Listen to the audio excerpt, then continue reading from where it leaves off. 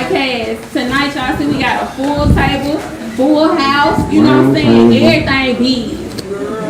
So, tonight, we got some special guests in the building, and as you can see, we got my girl Key Ray back in here from How you doing today? So, would you all like to introduce yourself? We have two other special guests in the house as well. I'm David Superfit Prime. Good meals night.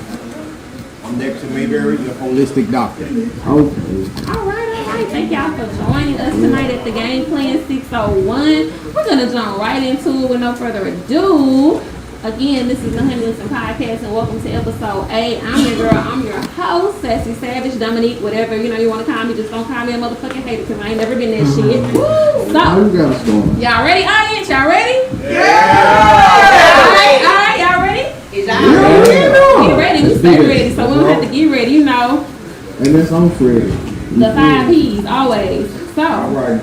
we're going to start with the health and wellness segment. And my first question for Mr. Superfit is, when did you begin your health journey and why? I began my health journey in 2011. Why did you start? To be honest with you, it kind of told me. Because I wasn't really ready for it like everybody else when they first started.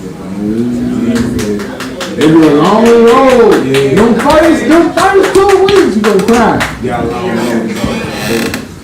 To make a long story short, I seen that it was important. And then it kind of chose me because I started to become a trainer and doing the things. And other people kind of was motivated out of the movie, so it kind of still fueled me to purpose. So a lot of people gravitated once you started the journey of posting your fitness. How was it? To be honest, I felt funny at first because I wasn't used to it. Then you started in the left, that's when like social media had just like really started. Like everybody had just started getting on there. So I ain't started to really just take it serious until years after I started feeling journey then. So we did the work first. That's when I did the work first. I wasn't really on the right road all the way. Alright, that's perfect. What you got? Here she go. I be trying so hard, like, cause health for me is like kind of personal. Cause I used to be very fit, like my high school, college years, I was very fit, and then life started lifing. And, you know, they say when you eat a lot, you gain weight, but I don't really eat, and I still was gaining weight. So yeah, like stress makes you gain weight, and then I found out that I had PCOS, and that was another reason why as I got older, it like got harder to shed the weight. Yeah. So it's like now I'm just in this rant to where, because at first I went to like, my regular weight was 175, then I went to 190, and then I went to a watch of 245 on girl, which is, like today I'm 225, but I've been stuck here for a year. It's so hard for me to get from this 225, like I just can't break it, and I don't know what to turn. So for me, it's like I start and then I have to restart because whatever I try is not working. Like it's not breaking that barrier to change my routine, if that makes sense. So I'm basically stuck in that little limbo phase once again. Well, that's why we got these two gentlemen here, fitness trainer, herbalist who can help get the inside right, the inside and the outside right. You feel me?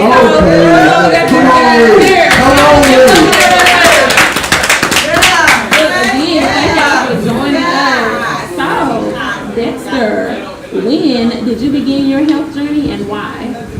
I began this health journey possibly just a little bit around COVID. I just started seeing a lot of people dying off, the fear of people, so I just started creating my own little health shop. But the main thing that kicked it in for me when I started seeing black men in my own family die. Prostate cancer, diabetes, dementia, liver failure. I started seeing black men in my own family die. So I just went gun-ho. And just like David said, I didn't choose this life. This life chose me.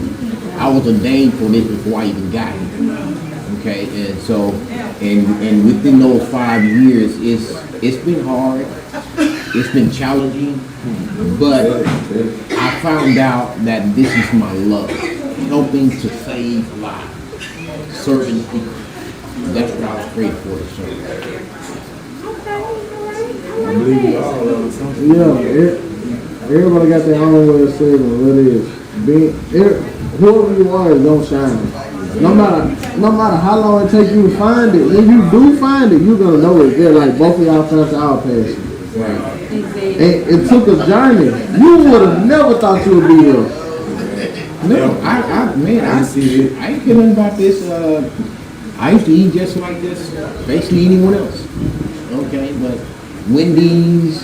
Now, Sparky with a cup. I had a girl because what really brought me into Boy, it. church 3 for 3 spicy, pepper, mashed potatoes, extra gravy. If I don't get if I don't get my biscuit with the butter and the honey, I'm finna get out.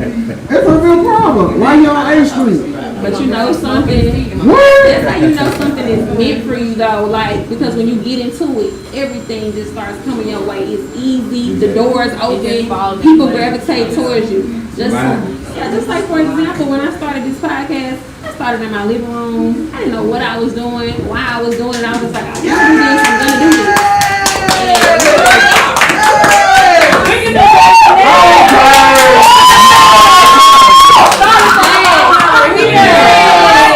Hey, I'm trying to make sure my whole team win for sure. Everybody eat. Hey, Everybody eat.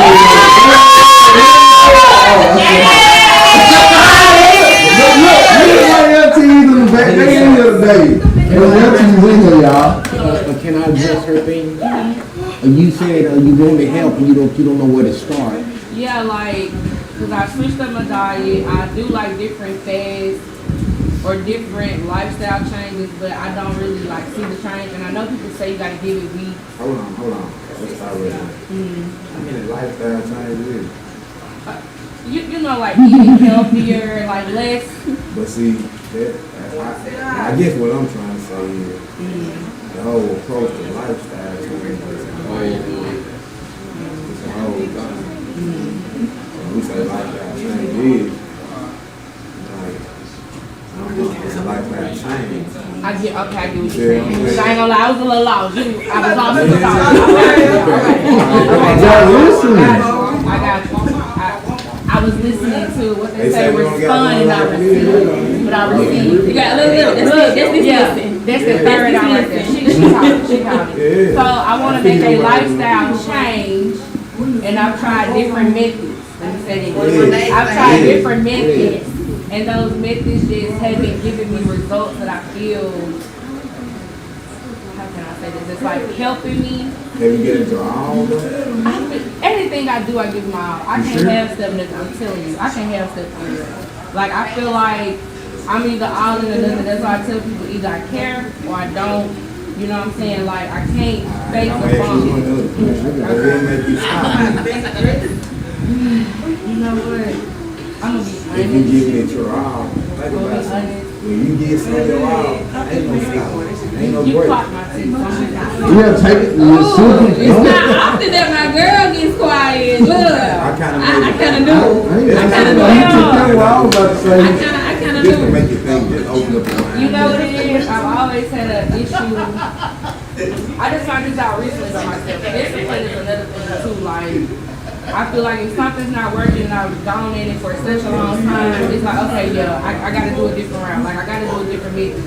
And I'm learning that sometimes, you know, you gotta really, like, it's this post on Facebook about a dude who's digging in the mine.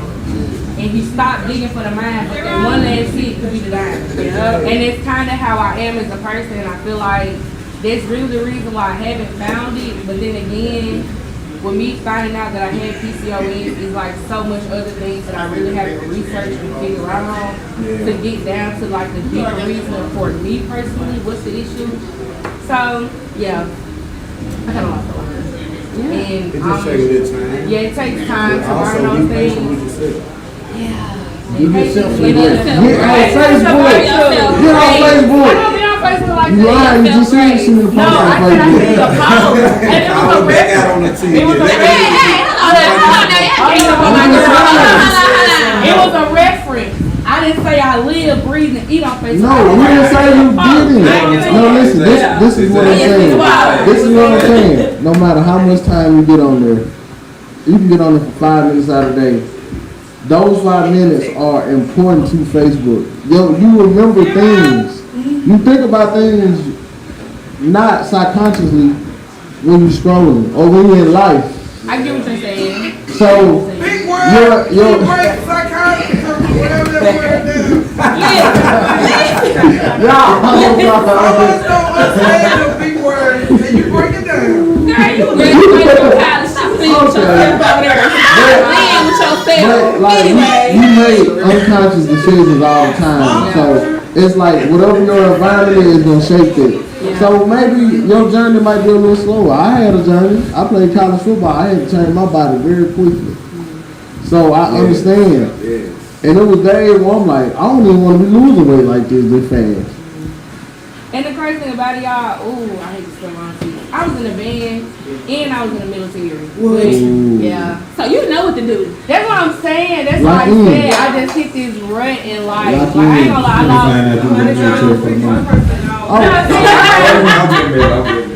ain't gonna lie, I did join for the Camaro, but no. When I joined, the person that was the president, our commander chief, I did not like him one time.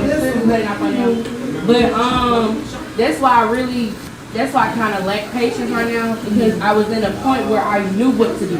Yeah. Like I was always fit. I was always in the gym. Even if I went in the gym. And then I was one of them people, when you made me mad, I went to the gym. Because it was fun.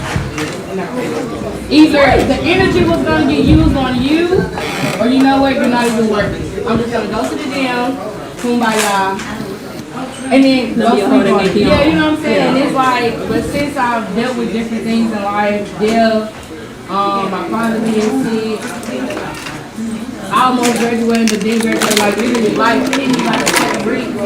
I just don't know.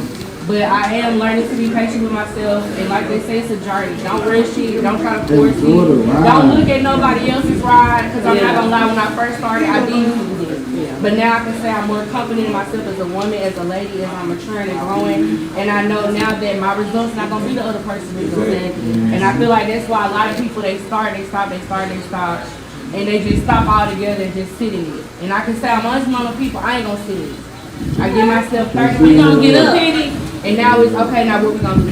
Well, we gotta get to the bottom. We gotta get to the solution. Everybody got problems. And you know, grace looks different for everybody. Because when you sit down and give yourself a break, that's you giving yourself grace.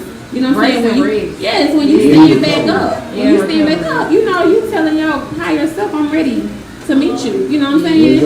I'm still on that journey. I'm not perfect. You know, that's why I keep telling myself, but you know, it's a day at a time. We're gonna get there, y'all. One day at a time, for One sure. day at a time, I promise Y'all gonna get there. I'm gonna break it down, baby. It's not one day at a time, it's one breath at a time. Talk to him. You live on a breath, not a day. Okay. And then put your Nikes on and stop trying and just do it. You heard what he said? Damn, you like white on white, huh? See, I'm receiving this information. They're not on me, I'm learning. Yes. I'm learning. I don't take it. Okay, we passed the test. Life is a journey. He's been on the journey. I've been on the journey. And it's a life journey. It's a life journey. It's not a sprint. And it's not a marathon. It's a journey. Okay, yeah. I'm gonna do better. I'm telling y'all. We're gonna do better. We need an update. Consistency in this one. Y'all gonna see me. Y'all gonna be like, dang. Y'all gonna think I took an Ozempic shot. You walking and me, you walking in one of my moments of me being consistent with myself. Life amazing. Yeah. It's amazing thing about life. With everything that you do, you can do the same thing every day. What you do, you do it. Better. Even though how focused you is on the same thing. Y'all, I'm in the kitchen. Y'all walking in one of my consistent moments right here. So, Right here. This is me being consistent with myself. So, moving on to the next question. Whomever wants to answer first. do you all believe health and spirituality go hand in hand? Yes. Lord. Yes. Yes, Lord. I said it. Yes, Lord. Yes, Lord. So what's been your experience with, you know, I'm going to say improving your health, and how has it helped you spiritually? Okay. It went hand in hand. It's like being calm. All that, being patient with yourself. See, all these different things, you learn these, it's really spiritual first. Then it becomes manifested. See what I'm saying? Into the reality. You think it all up first. It all starts in the dark first. You going back now? You going back to Genesis? It's And God all said, "Let there be light." Let there be light. Well, what? It starts in your mind. Yeah. With me is the thing about it is, does spirituality and good health go together? Because if you want a good healthy spirit, you need to put good healthy stuff in you. Exactly. Exactly. Why would you put dead stuff in you, but yet you want to be healthy? You can't be healthy putting death in you.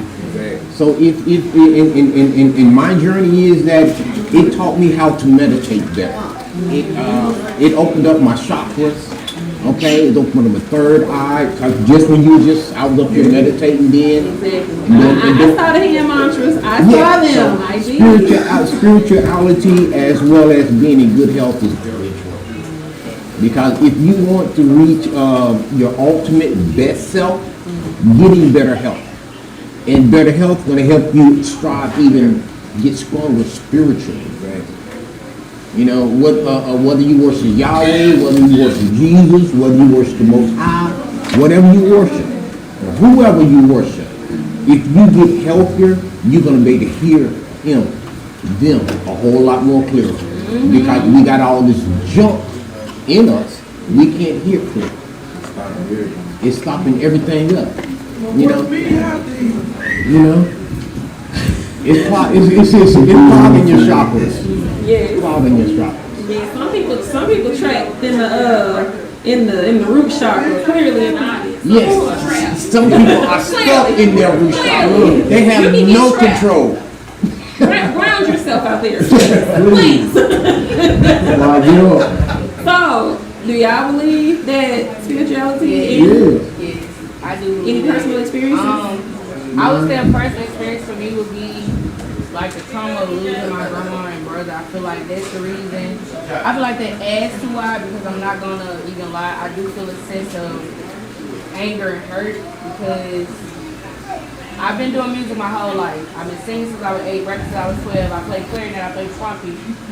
But it's like the moment when I started taking music seriously, it took for them to die for me to do it. And it's like I'm in a place where they can't see me grow. And I feel like I am stuck in my root chakra. I'm kind of growing from it because I'm learning how to control myself better. But I've been angry since they passed. And I'm working through it. But I could tell in my spirit that it hinders a lot of things. Because I can present myself one way, but realistically when I'm alone, I break down. You know what I'm saying? Like I feel so much heaviness on me because I'm harboring all this because I have issues, you know what I'm saying? And that could be a part of your weight issue. And I do feel like that. And that's where I feel like mental and physical come in as well. And your emotional. So when all that isn't stable, and then you finally get to the spiritual, so it meets, you know what I'm saying? Like the health wise, it's just, you get to learn a lot about yourself. You can be very uncomfortable. And I'm in an uncomfortable space in my life because I'm relearning myself and I love who I'm becoming, but it's frightening. And I'm not going to act like it's not frightening. I feel like a lot of people don't show their part. They only show the part where they're kind of, you know, together. But I can honestly say I'm not together. I don't have the questions. I literally do not know. But people come ask me for advice and it's like, honey, I don't know. You gotta talk to God. Like I'm not saying it because I think I'm better than you, and I genuinely don't know because I'm just starting myself. So I know it goes hand in hand because of those experiences and how I try to handle things in life now. And like I said, I'm getting better. You know, I can be very well. You told I'm an alpha female, but Hey, It's not used there. please come. Oh my God. we're not gonna. Oh wow. We're not gonna start. Look, it's okay. Don't begin. It's just terminology. please don't pop a leg. But you speaking it, your tongue is power. You. Anyway, I'm a very strong woman, and I like to handle things alone. You know, on my you own. know, you know. So, But that comes with also personally, just from me knowing, it comes from feeling alone, feeling Yeah, abandoned, like- feeling like you have to. and I'm not gonna lie, I was definitely that child that was forgotten, but it's like now that I'm an adult, everyone wants to recreate memories. I was there. Like, Hello. I just can't let people forget what you can forget it, but I'm not gonna never say it. That's gonna stick with me forever. But I'm also learning that, like, I'm also learning, like, at the same time, you know what? You felt that way. That's why you treated me the way you treated me. Projecting. You're projecting, and now that I'm an adult, I can understand. I do not care. There's so many family members I walk past because you know what? Your experience with me was not my experience. And you can't make me change it. You put a lot of trauma on me, a lot of hurt on me, a lot of brokenness on me. And you know what? God put me through it, and He's gotten me through it. But what you're not gonna do is make me feel bad because I can't forget it. I'm trying to, but I'll never forget it. All I'm gonna do is work through it. Forgiveness is not forgetting. Yeah. It's actually releasing yourself from it. And I'm Forgiveness learning doesn't require because- a connection and it either. doesn't.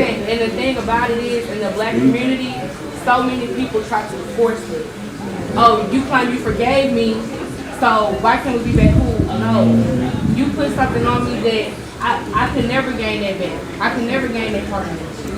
Trust, people think they can break it, and no, you broke something. You broke my belief in you. God said don't trust man, but at the same time, to a certain extent, I have to love you. And if I have to love you, I have to love you for what you are. And if you showed me a version of you that wasn't true and I accepted that, and you broke that, how can you fault me?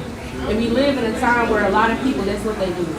And that's why I say for me, spiritually, I know it goes because I've dealt with a lot as a child, as a teenager, and as an adult. And to be sitting here with you as this poised young lady that I am, you wouldn't be able to really tell. Because I said to myself when I was in those moments, no one would not ever take me back to that point. And I mean it. Like, and God's placed people in my life that show me that, you know what, you are changing. Like, I used to blow up, but now you do something I don't like, I'm gonna let you be crazy. I tell people that all the time, that's the reason I started, I'm gonna let you be crazy. Yeah. It's cool. Because you control you, right? Because I control me. And I didn't know that as a little girl. And I hate that we're not taught that as kids. And we grow up to be adults and we're clueless in life. You know what, though? With life, see, I come up with somebody. She came over with my home. I kind of veered the way you do this. I had different. See, in life, things don't happen. So you never in control of your attention, you know that, right? Mm-hmm. I'm aware of that now. There's one thing about life. Can't control what's gonna happen tomorrow. No. There's a post to everything. Right now. And the only thing that you can That's what I control is didn't know when I was young. Post to everything. How you respond. See, I just always impulse. Yeah. I always, See, y'all the responders, but now y'all in control. Yeah. Gaining control and in control. And A you lot of know, things gonna test you. Yeah. Some of them same things you went through in life might come right back again and see that we got it. True that. True that. See what I'm saying? Like you can say that you're through something, Yeah. over something, all this Things here, that and then they say when it comes back to you, And you be what are saying, you what gonna is do? this? I thought I already did this before. Oh yeah, like Yeah. it's such bad deja vu. Like I could have sworn it's already happened, and it literally has. Life And I've been experiencing a lot of that lately, and I have been conducting myself good. That's why I'm proud of it. Like, nobody else really be seeing it, but I I'm really like proud of this. it. Like I be seeing it for real, and I really be patting myself on the back. As you should. You gotta do. I came very far. I came very far. I used to be so angry. And then I learned anger is the manifestation of hurt. And a lot of people don't think that, so they walk around mad like, and it's like, no, you're hurt. And that's okay. And I can finally say I'm hurt. And hurt people hurt people. And I ain't even hurt nobody. Because I was one of the people, I say to myself, You know what they I call was it? anti-social. Vent, and let me vent. Yeah, like, no, you're mad, you're Say angry. you gonna kill a big dog. Yeah. So it's like, I'm learning now. You will be talking about it. It was the worst thing that happened to me saying, man, if you don't pay that kitchen, that's when you were probably the just don't got no care for it. And you still talking about big brain again. I just can't believe it. You care. You care a lot. Yeah. You trying to Convince yourself that you don't care. yes, but you do. We understand. So, anybody out there in the audience? Anybody out there? Hey, in the audience? young T. Y'all too late. We've been waiting on y'all. So, Y'all yeah. like this. Y'all better keep it high. So, Never mind. Don't start picking this. I need an answer to this question. If anybody wants to answer it, I want to know what's your experience with improving your health and spirituality. Run that baby. Break it down. Hold on, wait. Let me rewind My that. ears on that side. My ears on that. Do you Put your hearing aids think in. spirituality and health go hand in hand? Yes. Why? What's your, You know he owes come on, nephew. I need you to grab this mic right here. Well, yeah, I need you to grab this mic right here. You be working out every day on lunch break. I ain't never seen it. Exactly. I know. That's for the part word. It didn't work out every lunch break. Because I know. before he say something, because a lot of us don't realize that a lot of us don't realize that you are a spirit. You just living in a body. So you're not you. Yeah. But you gotta take care of that too. Right. You gotta take care of the temple. So you are a spirit just living in a body. You have a will and soul. You have memories. Okay. You make decisions, and you have a will. That's your soul. But you are a spirit. So yes, spirituality is very important. And spirituality is very important. The body is a temple. It is true. Be healthy as possible for the long run, and you'll be right here listening to it to get to that spiritual awakening. No way to understand it. That's how you want to. Come on with it, yup. Come on with it, yup. Come on with it, yup. Hey, my nephew is on his health journey. I'm always liking his gym pics and videos, him showing, you know what I'm saying? Now, back then they didn't want him, now he hot, they love him, all of him. That's all I'm saying. Get him one. Get him one. So, moving on to the next question. I have a question. Why do you think black women don't like to exercise? Not too much. Woo! I'm not gonna say all black women. I'm gonna say this. Let me get this to the experts. Go ahead, experts. You deal with this. What can I answer that? Hold on, wait. Let the person So I try ain't gonna it try to answer the question you asked. You asked for an answer from out. Y'all gotta somebody else. listen. I want to answer that without y'all getting free. Receive. Listen to them My say. mama, Yes. my auntie, Young my tees. cousin. Yeah. No, auntie. Young tees. On young auntie. What's the number one thing that black women don't like to exercise? Can you tell me? They don't like this. Women don't like this. Women don't like this. Can I tell you? He's trying to tell you. How do you want to ask the question? Okay, your point of view. Okay, why? Because of their hair?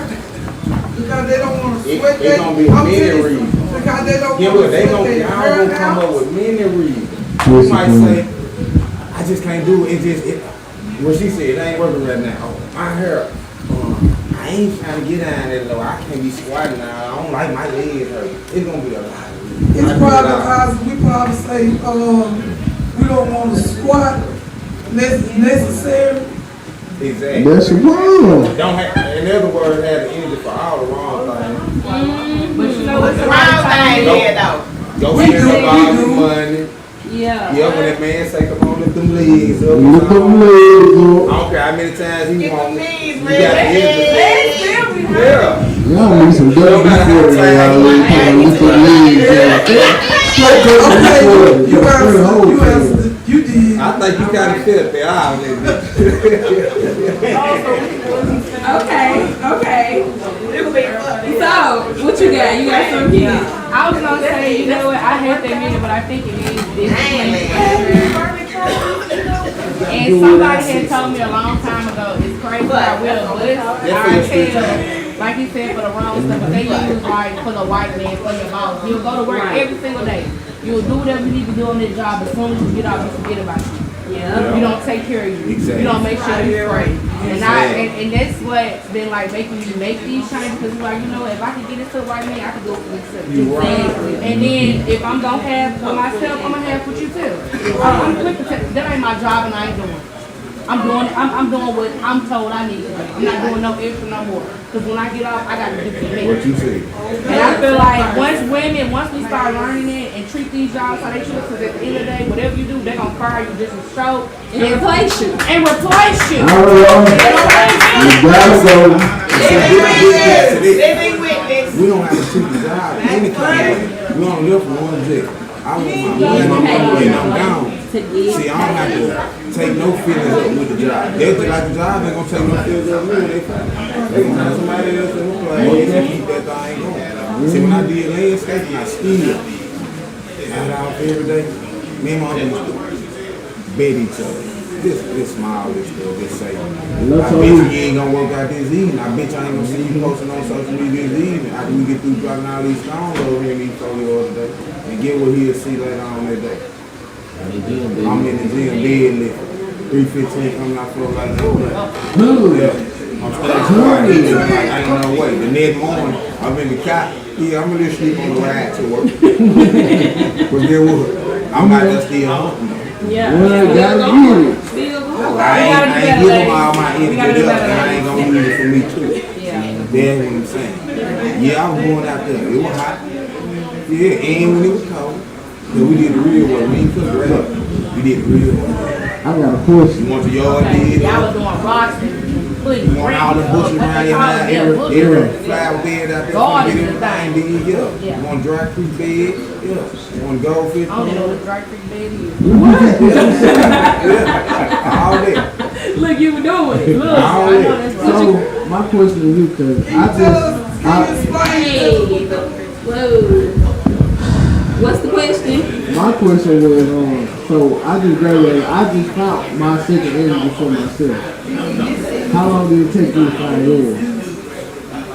To be honest, it started right then in the landscape field. And I was in that field. It seemed like at first, when I first was doing it, it was complicated. It was like, I stay on for a week, I be out. I'm focused on the job, they had to be tired.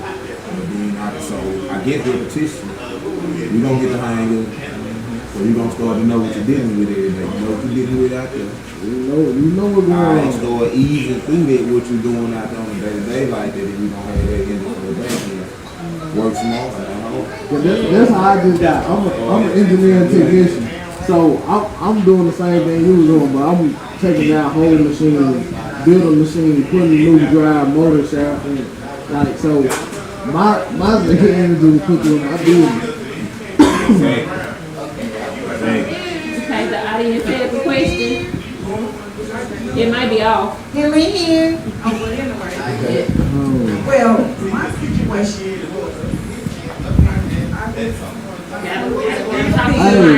my son was real big.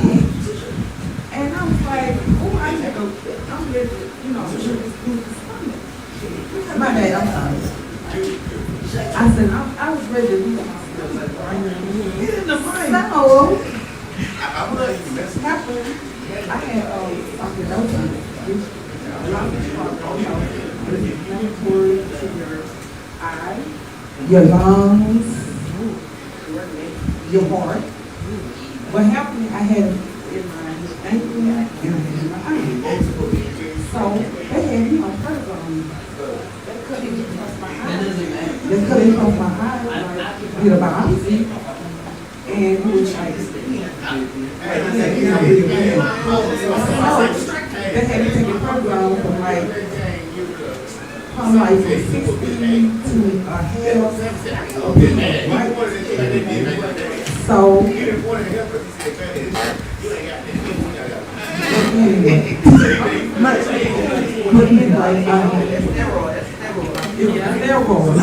so it's my eye open. So I kept trying to weaken myself. It's bad for your health. Like right now, I have a headache in the kitchen. My face right here is full. and it hurts bad. When I take him back from home, that's the side. I wish that on nobody. And that's real At the serious. same time, to make a long story short, when I got a credit card, I went from 250. Now I went 221. Bless Won't he do it? Won't he Won't he do it? Amen. Somebody take the mic, Jesus. So that's what kind of real tea. That's the young tea story. That's the young tea story. Nah, that's a TT story. Look. Okay, so moving on to the last health and wellness question. What is something you wish you had known at the beginning of your health journey? How I got my daily routine. Yeah, so I was just gonna say. You had to take the meat. What's something you wish? You said you taking the meat after Saturday. You don't like the meats? Like I garbage? eat more healthy without the meat. And you know you do consider I all don't the like time. the breakfast that Lettuce burgers. Yeah, I do. I love I know. Yeah. Broccolini. Yes, I love coming over your house to eat. I just love some barbecue. I come over your house to eat. I always cheese. Okay. I'm moving the crowd, So, what, No, y'all okay. couldn't believe. So what do you wish you had known before, like when you started your health journey in the beginning? What do you wish you had known that you know now? How many people don't give a damn about their health? Yeah. That's for A sure. lot of people don't give a damn about their health, and that's I what like the I F wish. word said. I don't really know. I saw the lips curled up. But in the reason why I said that is because when I started this journey and I tried to offer it to family and friends, looked at me like, nigga, you crazy. I'm gonna eat my fried chicken. I'm gonna go to McDonald's, I'm gonna go to Wendy's, I'm gonna go to Popeyes, I'm gonna go get my ice cream, and I'm gonna lay on this sofa and eat my chips. But not realizing that that's what's killing you all the time. And quicker, earlier. And quicker. And so that's what I wish I would have known, the amount of people that was going to reject the message and the service of trying to help them. I'm But glad it today did I don't stop. give a damn if you reject me. God bless you, your help. I'm glad it didn't stop you. Oh no. I'm glad it didn't stop you. When he met me, y'all, I had acne, and I'm talking about bad. Like as you say, stress can cause all types of things. Throughout my life, I've never really had acne. Yeah. But when me and my significant other broke up, you know, it was just like I was so stressed out. I was so upset. I was trying to get back to me, and it just showed. I think I was purging. I really do. I think I was purging, you know, internally, and just it was coming out. And he met me. He was like, you know, I just want to help you. I was like, okay, what do you do? I'm not gonna lie. At first, I was like, he's a little doctor, I know. But no, he turned out to be a great friend, you know, a motivator, somebody who always comes to check on me, see if I'm okay, see if my son's okay, and those are the type of people we need in our life that give a damn about us. Even when we don't give a damn. Those are the type of people that we need. So, for me personally, I'm still on my health journey. Every day I'm trying to put down the unhealthy things I am. Today, the only thing I ate was popcorn and drunk some water, so I'm a little lightheaded. But I'm trying. So I wish I would have known to just.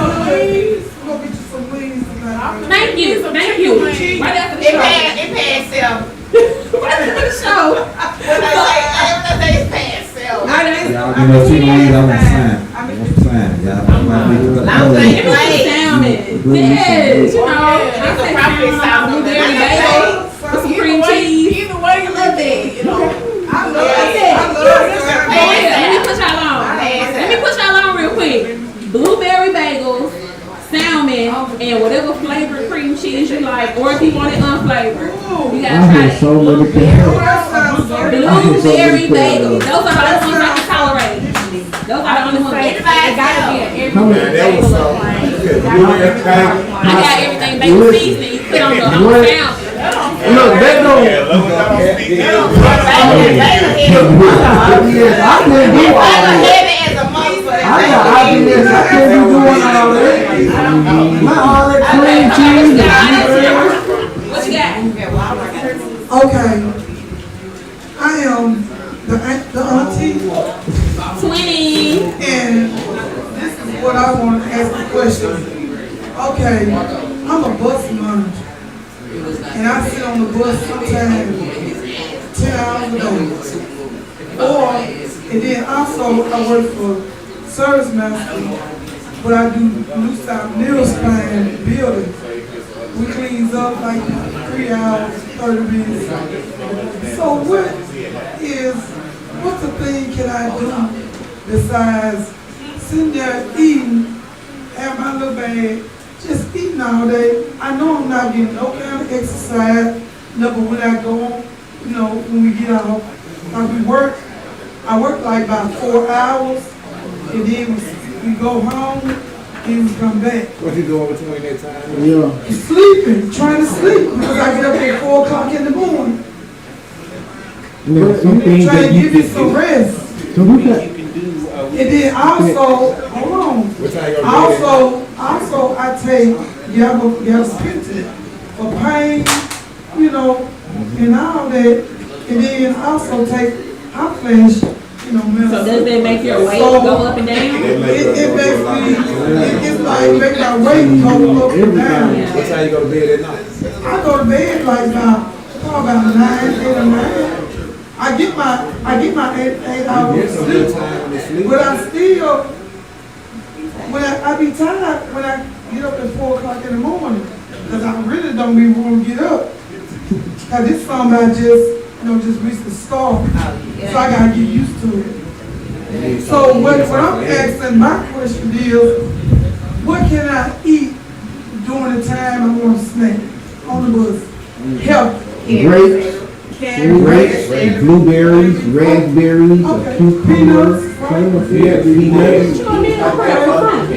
No food. And then But also, I'm gonna tell you what I've been eating. They had them chews in that bag. Yeah. I eat the chews. I be eating cookies.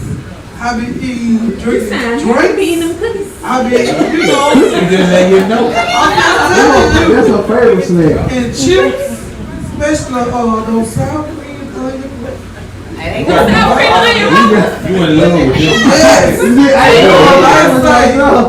out there. When I say what, y'all said blueberries. Blueberries, raspberries, Okay.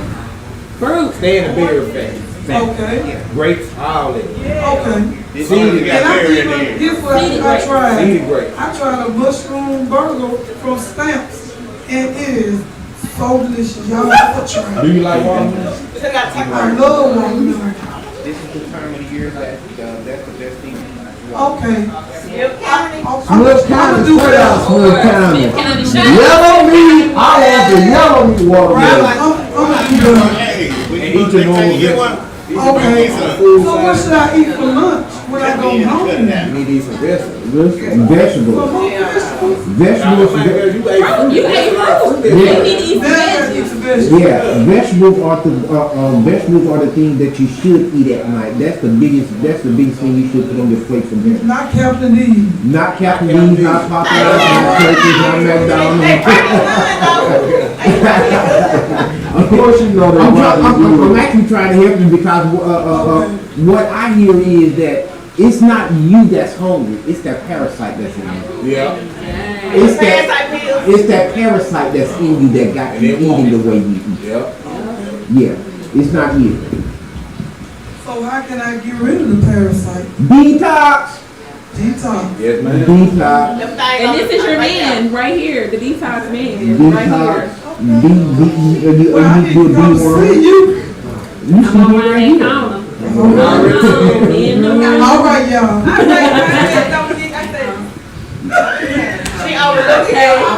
All right, y'all. Be sure to check your deficiency level, because vitamin D does play a heavy role in you know, on vitamin D, vitamin K, certain vitamins you will get 8 hours plus and still be tired. When you wake up, you'll feel groggy.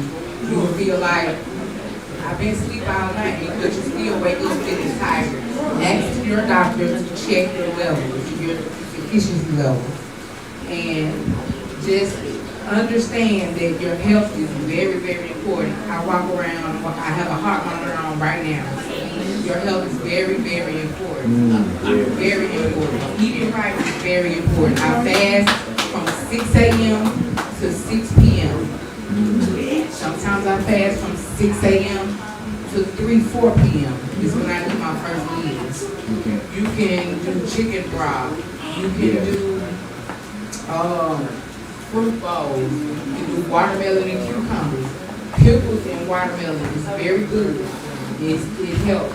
You can drink lemon, get you some lemon, cut it up, put it in a boiler, boil it, get you some honey, drop it in there.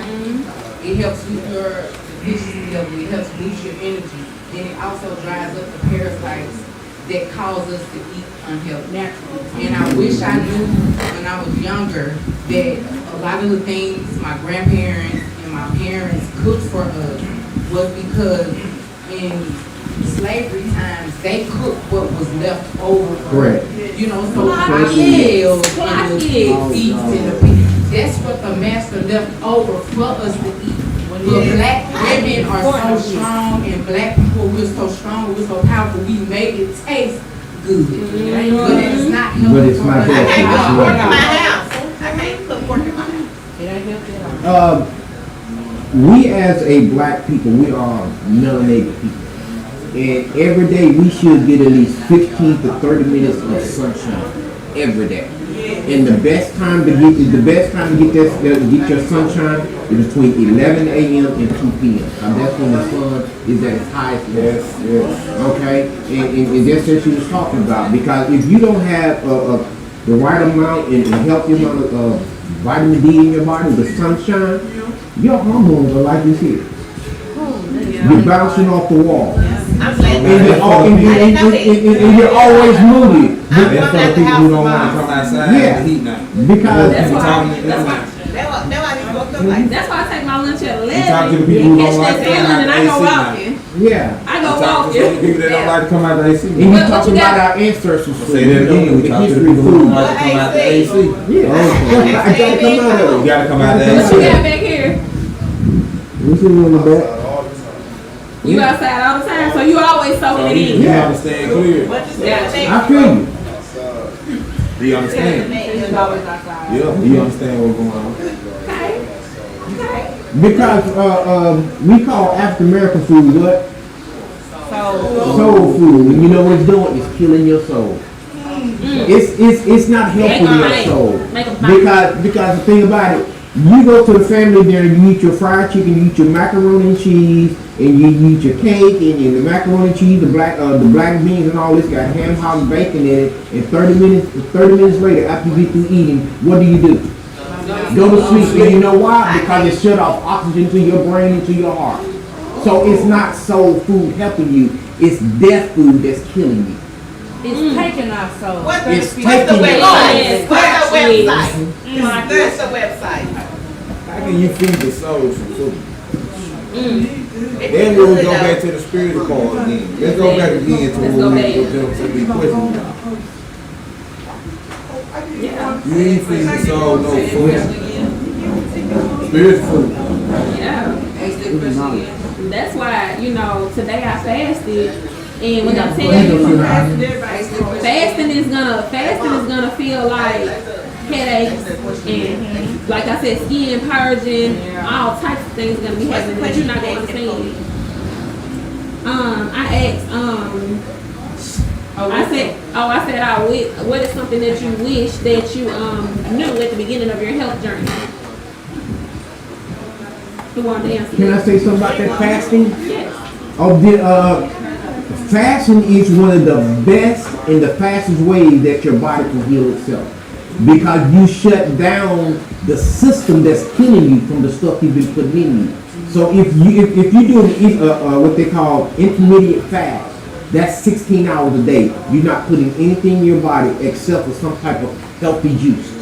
Okay, what you're doing, you're giving your body the opportunity to go through the detoxing process as well as heal. Your body was created to heal itself. But if we're always stuffing it like we're a cow, Because a cow graze all day long. Because cow have 5 stomachs, you only have 1. And you should be having a healthy bowel movement twice a day. You can't because you keep putting stuff on top of it. So is that a detox or a meal supplement? Yeah. What you got right Right here, it's just an energy drink. Okay. Yeah, well, that's for watermelon and beets is what I'm thinking. Because beets are good for your blood.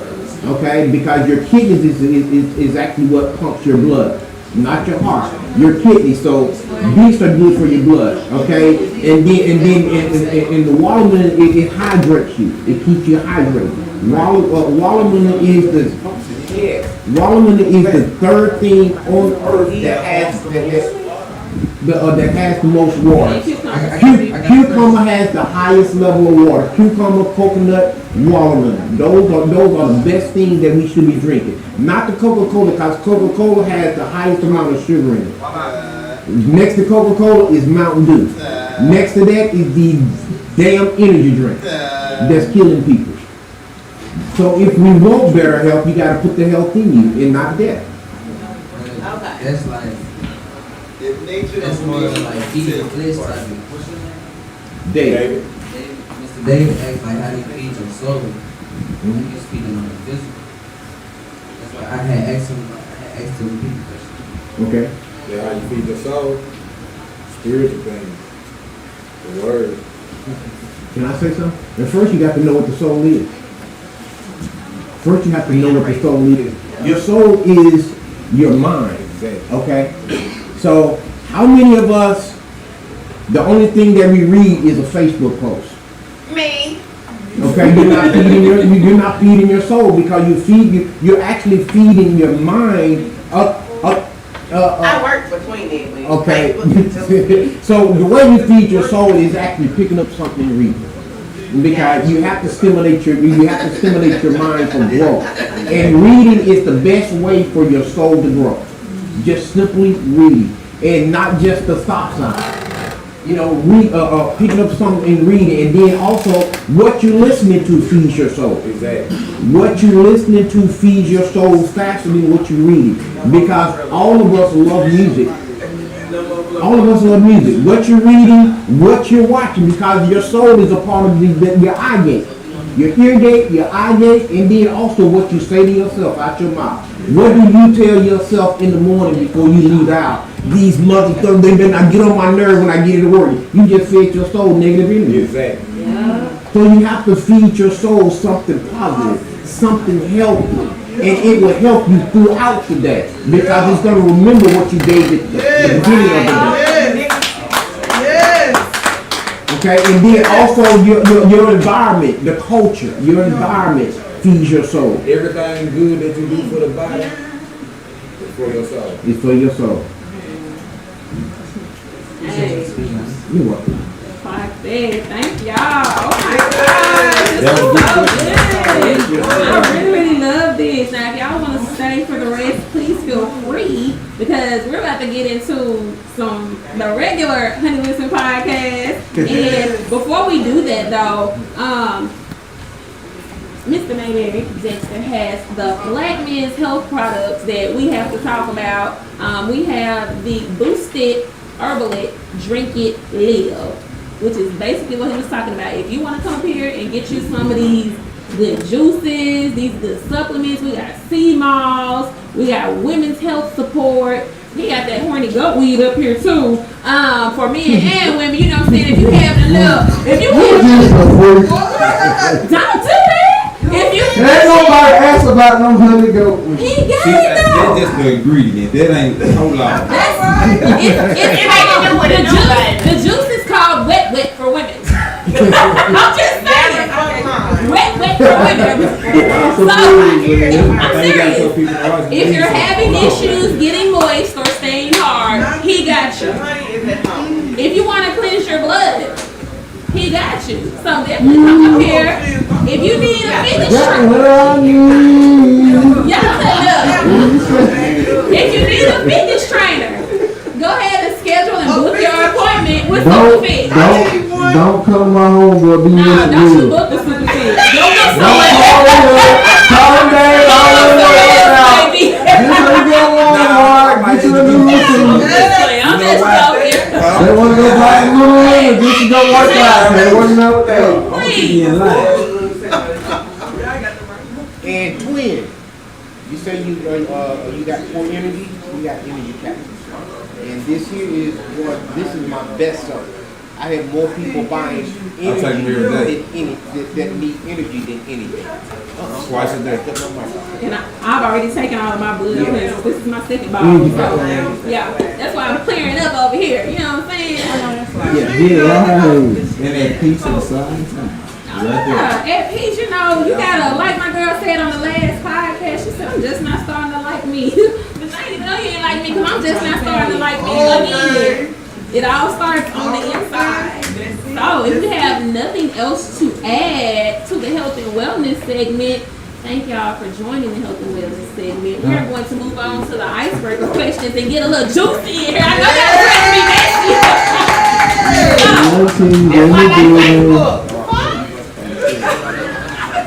Oh, and don't listen. If you want to buy some, let him know. He has extra boxes, extra juices, everything over here. So let him know. You want to book an appointment to get fit, and you ready to start playing now. If you don't book him if you ready to play, because he's not gonna play with you. So He's not gonna play. So you gonna make me have extra juices. I'm gonna die. Nah, you ain't gonna die. I'm gonna help you live. I'm hard. I'm hard. What you got back there? Make me have Hold on, Auntie. What you got back there? You had some? Oh, my bad. I thought you was had some. So it'll make you have extra juice if you already. Yeah, y'all put in every pack of this. Listen. Y'all playing. Y'all scared of that G. They scared of that G. I knew you say I'm not gonna kill. You right. He did say come on there. You gonna live? Okay, y'all. So the first icebreaker question is going to be, what is your definition of true love? Let the crowd answer. Let y'all answer first. I feel like true love comes from you gotta know and love God first and yourself. Because if you don't love you, nobody will love you. Exactly. Yeah. When you don't love you, you show it in ways that you don't even know you. Yes. So I'm learning now as I love him now. Like, look at his face, he's hard. But anyway, you know, there was a point in time where I didn't love myself. And it was a time where I was my angriest and like most mad at the world. Everybody was the problem, not me. Very, very gothic. I was one step away, guys. One step away from losing it all. I'm telling you. But once you get to a point where you realize what's the problem, you address it. I'm not at the root, but I've gotten past the layers. Does that make sense? And then once you put God in there, because I don't know about nobody. I can't do nothing without God in it. You know what I'm saying? And we in times where people try to discredit, the universe, this, God, Jesus. That's it. That's how I got to where I was. Because at one point, I was running from it. You'll make a way. Because I wanted to be mad. I wanted to be mad. I wanted to be angry because I feel like somebody owed me something. Nobody owes you nothing. Right. So until you get that and love yourself and love God and understand that you're on a journey and the way you think love look, it ain't gonna look like that. And and that's the hard part. A lot of people don't know. The way you think love look like for you, it don't look like that. But you can create that all you want. So I'm learning that love is really just about sacrifice. Sacrificing, compromising, things like that. Like it's about serving. We're in a generation where they want to make it one side because I really do hate this man woman war. I can't stand it. At the end of the day, men need women. Yeah, like it's a power thing, and if you need power, you don't love. You know what's funny about that war? It's on in this race. It really is. I didn't say that. So Because if you go to those other races, you don't even really have to talk about it. What's understood don't have to be explained. That's what I'm saying. But when it comes to black women and black men, it's a fight for power. And if you got to fight me for power, you don't let me know it. Hello. That's a narcissistic person. Very narcissistic. Very manipulative. They want control. But then when you bring the Bible into it, that's where y'all can start getting a lot of these people, men and women. Bring the Bible. Bring up the scripture about whatever y'all arguing over. And watch how it shifts and turns. They still gonna make you the problem. I'm the problem, but this is the Lord above says it. I guess when you bring it up, then they gonna show that y'all meant to be together. or not. Exactly, Because yeah. guess what? They might not even believe what you believe. Then now you gonna start getting to the bottom of something else. Y'all better start. It's a deeper I problem. ask hard It's questions. always a deeper problem. That's what it is. Always. You know, some people out here aren't happy with self, like you said, so they take it out on you and they project on you. That's what they Some you can get, it's literally sleeping with the freaking enemy. I know Oh, a couple of us have done that. Sleeping with the freaking enemy. Like it's true, it's possible. They know you're trying to say, so you got plans for y'all. Yeah, like I feel like nobody's bigger than the program. Never. You're not bigger than me, I'm not bigger than you. We're supposed to be in this together. And that's what I'm saying. That goes back to what we were talking about last week. I don't mind being led, but don't lead me astray. Do not sit there and make it seem like this is what. water. And let me drink, brethren. Please, just saying. I'm already drank with it.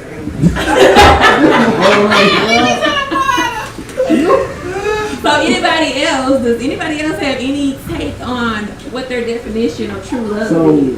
my take on true love is what's love you talking about? Because before you can get to loving somebody else, you gotta love yourself.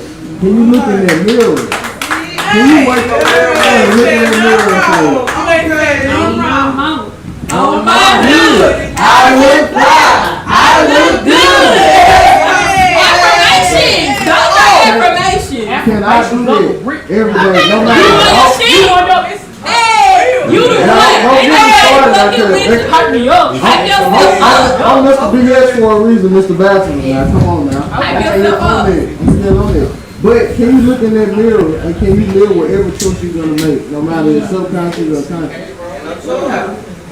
Like I said earlier, whatever you're around, the people you're around, the things you do, that's gonna create every move you make. How you think, how you approach every situation. So, true love. If I don't love myself, how can I love somebody else? I don't even know what I'm lying to my dang self. Hurt people, hurt people. Sometimes You don't even know you really like most of them. You know what?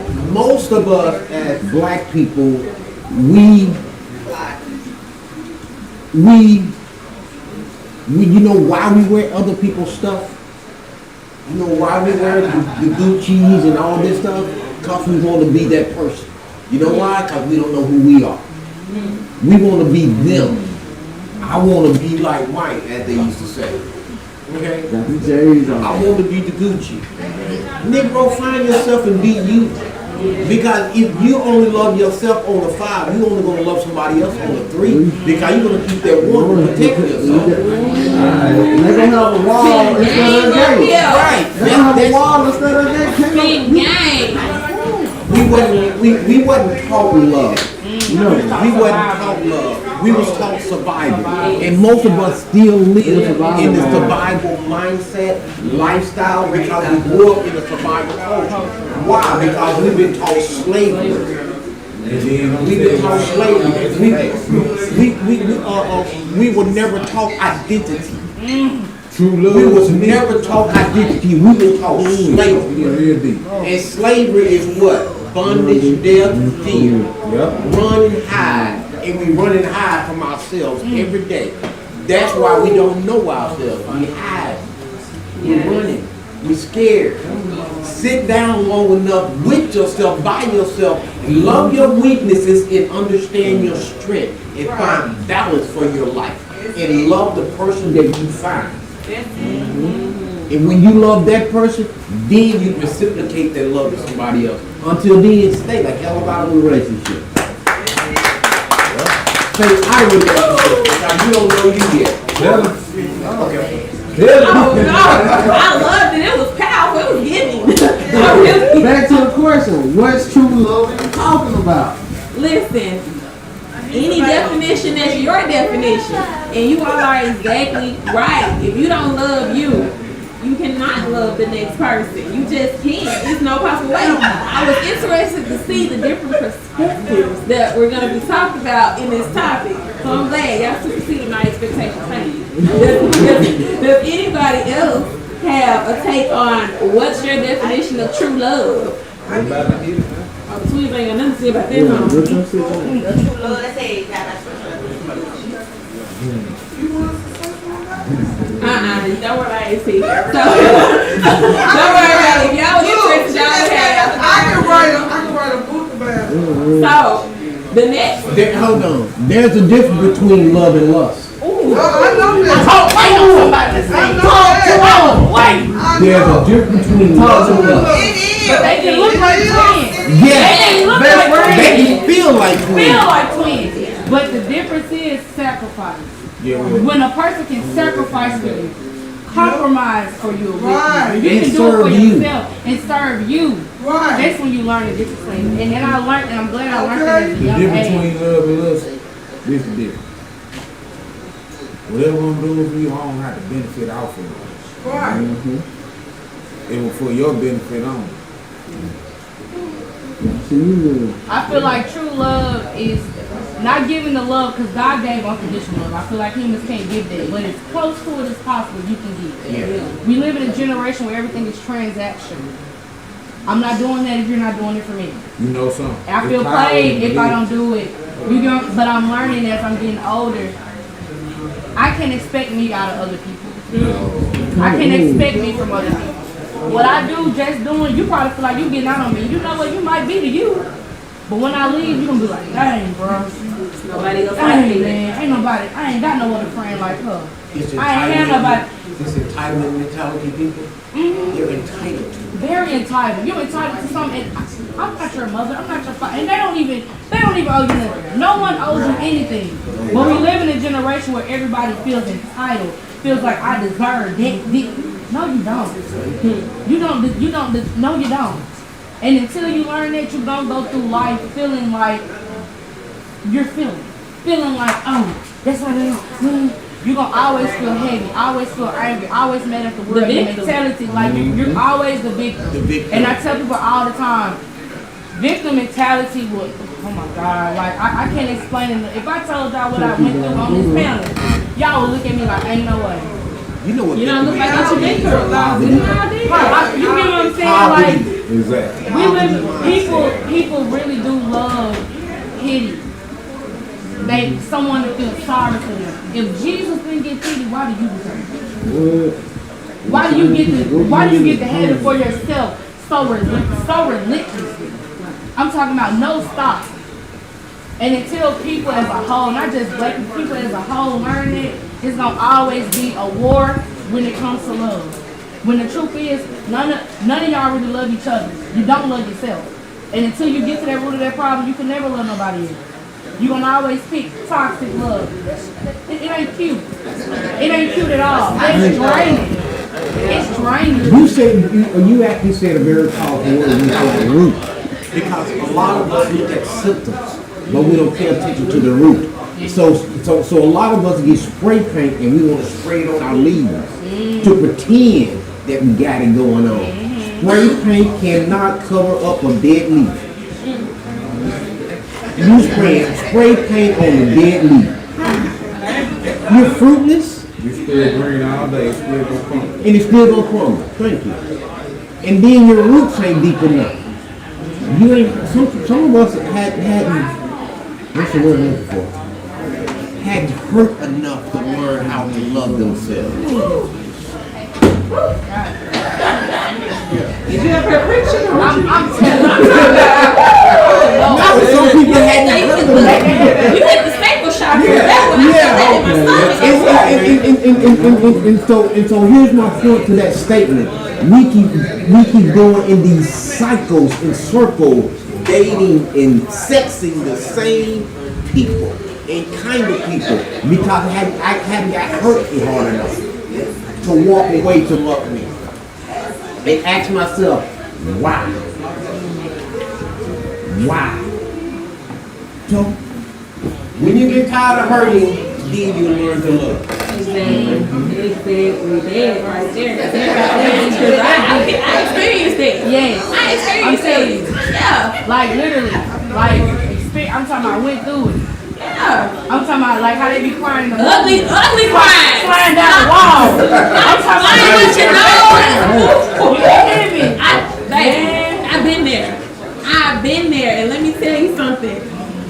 You are not lying. That's a different type of hurt when you realize, damn, I gave all that I could give this person. I gave it to them, and it's like, damn, that's still not good enough. And then you have to look at yourself and be like, wait, why are you doing all this for somebody who don't And then even the see your crazy work? about it, Don't even see your work. So when you see your own work, man, it hits It's different. And I know my worth. And if I do something, I'm gonna be doing it for me. I'm gonna be doing it for my benefit. And you know, whatever happens, happens.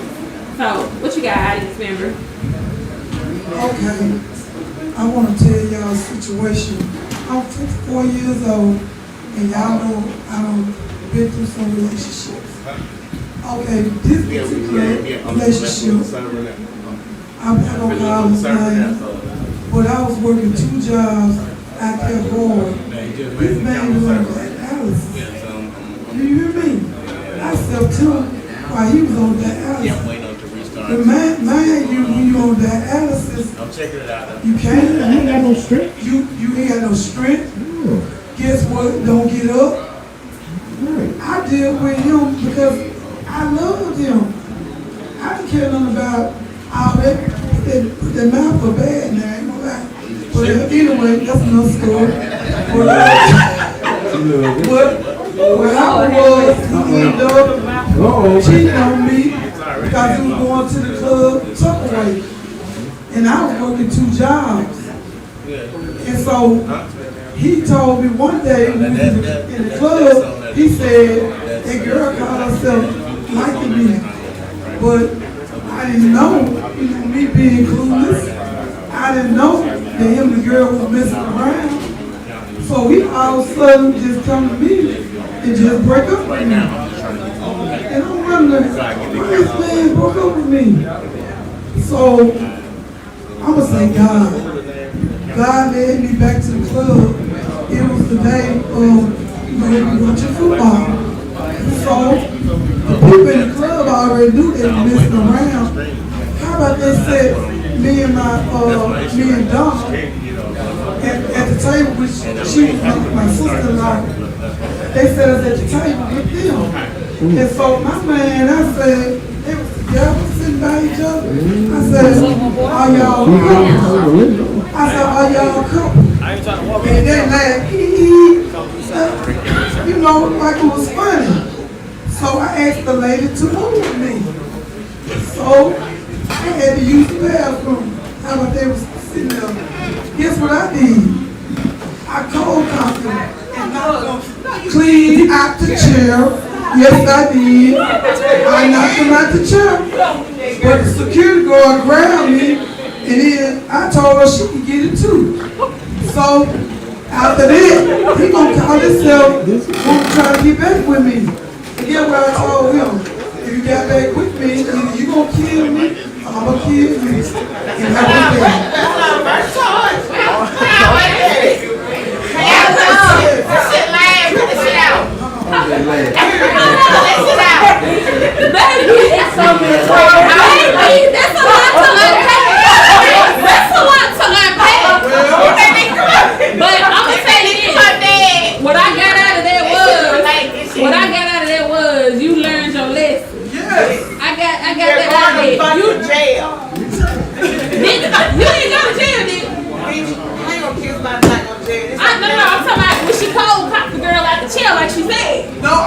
Him.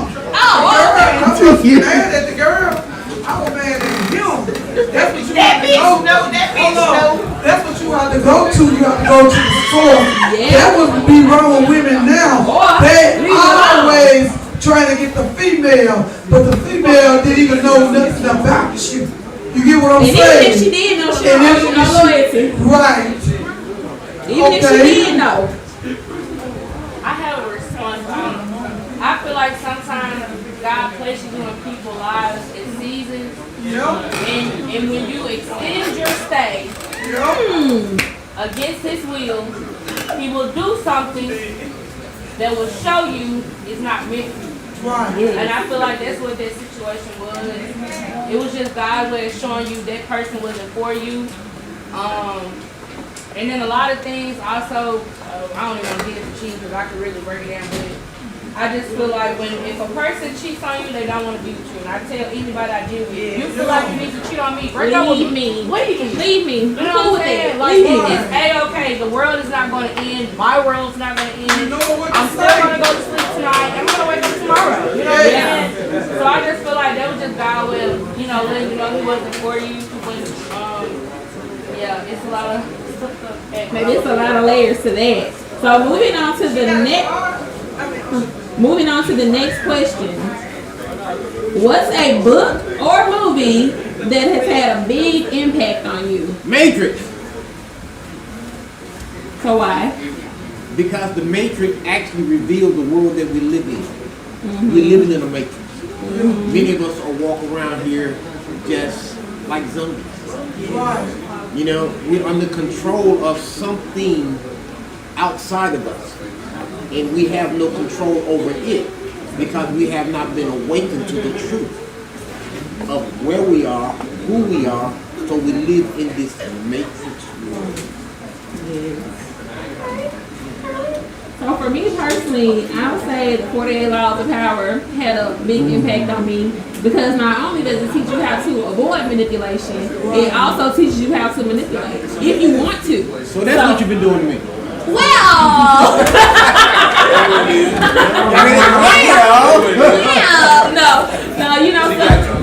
You still in the honey now. Look, that guy ain't stop stealing the honey. She give me the hug and manipulate. I'm just transferring energy. Transferring energy. But yes, the 48 Laws of Power, if you have not read it, read it. You can get it on audiobook. It is a really good read. And it shows you, it's going to show you a whole bunch of ways you've been manipulated. It's going to show you a whole bunch of ways to talk your way out of situations, talk your way into situations. Like, it's a really good read. What about y'all? Mine, okay, so this is probably going to be so off the wall, but mine is The Little Boy in the Striped Pajamas. So the reason it opened up for me was because at the time I was in high school when I watched it. And we only had like 2 white kids. My best friend was white. Yeah. So it started showing me the different perspective, looking at it from a different picture, and so I can understand it and be this great black young man that I am. To understand, this ideology is not really what it is. We looking at it this way, but if you look at it from this side, it's actually a whole other, it's something else to it. There's a reason why you feel like this towards it. It's a reason you got an anger towards it. It's a reason you hate it. It's a reason you love something. So once I watched it, it opened me up. Okay. So I've seen that movie and I definitely get what you're saying. That's definitely a two-sided perspective movie. So, but it's so good. If y'all have not watched The Boy in the Striped Pajamas, definitely watch that movie because it's gonna make you cry. Though. I can tell you that. I'm a crybaby when it comes to movies, so it's gonna make you cry. What is it called? The Boy in the Striped Pajamas. I don't even have pockets. Anybody got a coin, nickel, penny, dime? What about the Notebook? Girl, I love The Notebook because I'm gonna tell y'all, I'm a lover girl. So I love The Notebook. The Notebook is like one of my all-time favorite movies because I believe that, that right there, that's the movie that shows you that what I said last week, not right now don't mean never. Exactly. That's that movie that show you not right now doesn't mean never. Like, I love it. I love that movie. That's a movie about true love. That's gonna make you cry though, right there. That one's gonna make you, that's the truth. I think that's on Prime or something, ain't it? The Notebook. The Notebook's probably, Yeah. probably is on. I got it. Yeah. Now my book off the wall for real. I love it. Give it to us. What is it? A cold summer, winter, or winter summer? Yeah, the coldest winter ever. And that, the reason I say that is because it teaches the deep-rooted issue about what's really wrong with the black community. Like what started it, you listen from a teenager's perspective of how she was placed in a grown-up setting too early, too soon.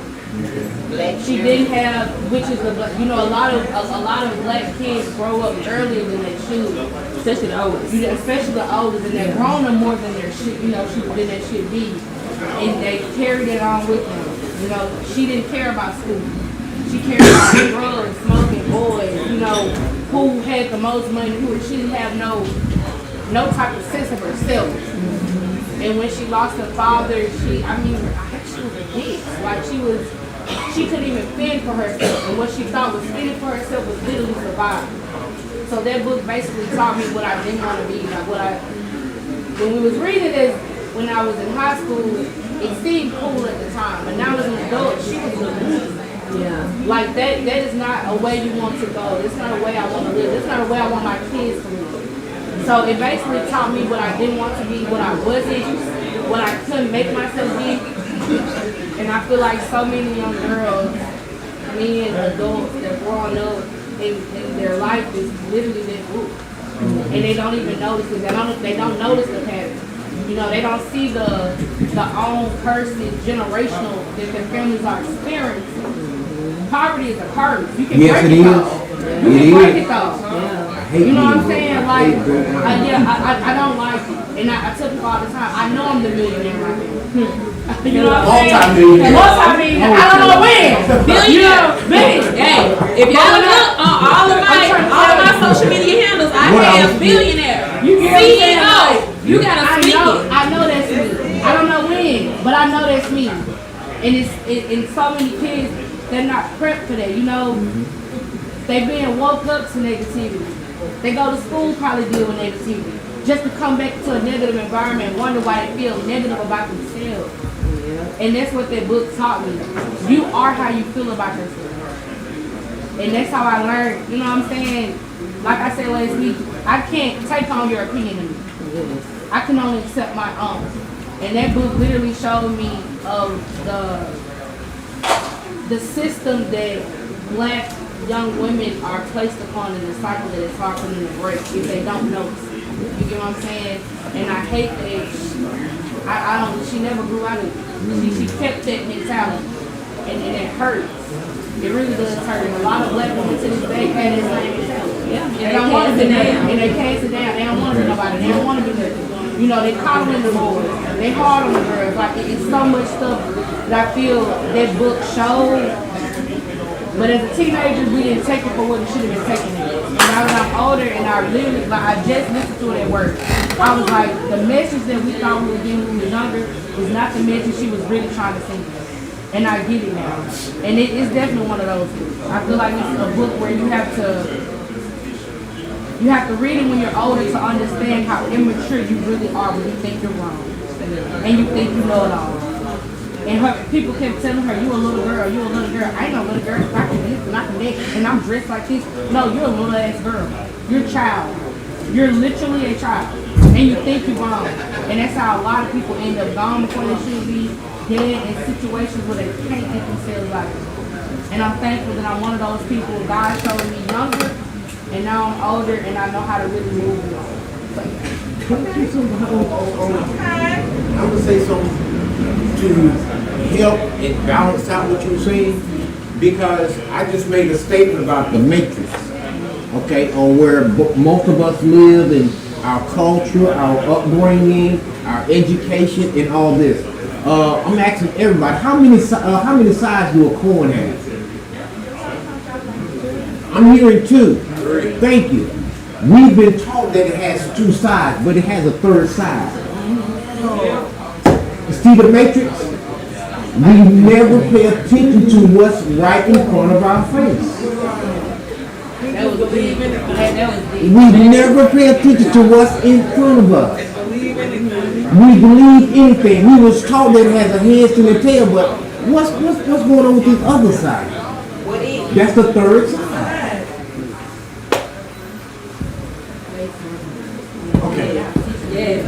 Look, I knew, when I invited certain people today, we was gonna learn some things today. I knew that. Well, you know me. Look, I knew that. I Can you show me what the third side is? It's in the middle. It's the side face. It's the front, back, and then the ridge in the Yeah, the middle. ridge. Hold it just like that. It's always something. You never thought about Boom. it. Literally, no. 3. I don't know, place the front door on you. But did you see it? So does anybody else have anything on what's a book or a movie that had the biggest impact on you? Nobody? Nobody? Yeah, The Making was my movie, but 7 Habits of Highly Effective People was my best book, what I studied in Jackson State. I love the book because it actually teaches you how to put yourself as top priority. It teaches you manageability. Okay, it's teaching you that you need to get connect with the right people. Iron sharpens iron. You know, the soul. It teaches you priorities. Okay, first things first. Okay, are they first or am I first? You know, it teaches you synergy. You know, it teaches so much about teaching you how to prosper in life. It teaches you how to get ahead in life. But it first starts mentally. It starts all in the head. Prioritize. Love oneself first. Yes, just like you gotta pay yourself Yeah, first. exactly. Yeah. My sister cousin taught me that. She said, "Oh, you wanna pay you first." Yeah. Ever since then, you know what I'm saying? Okay. Because a lot of people, even with what you were saying, and this is what I learned also from the book, that be proactive. Many people are reactive. We're never proactive. You know? And so what we're doing, we're waiting on something to happen. No, you make it happen. Stop waiting on something to happen. Here's another thing. Many people are like, I'm waiting on God. Well, God waiting on you. Hello. Faith without works is Faith without works is dead. I'm in the middle.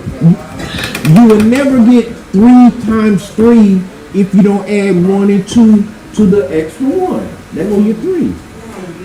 Like your 3 sides. There you go. Hello. Like your 3 sides. Hello. I picked up on You that. can't get 2 steps until you make 1. Yes. What you got? So you don't like procrastination? Okay. I was like Nike. Oh, y'all done picked up on your lingo. Okay, so moving on to the last icebreaker. If you could pick a new skill up in an instant, what would it be? Read mine. You already kind of do that anyway. You already looking through somebody's phones. Oh yeah. Yeah, I'm reading your mind. I want to know what the thoughts is. That's a powerful skill to have. I would say, if I could pick up a new skill instantly,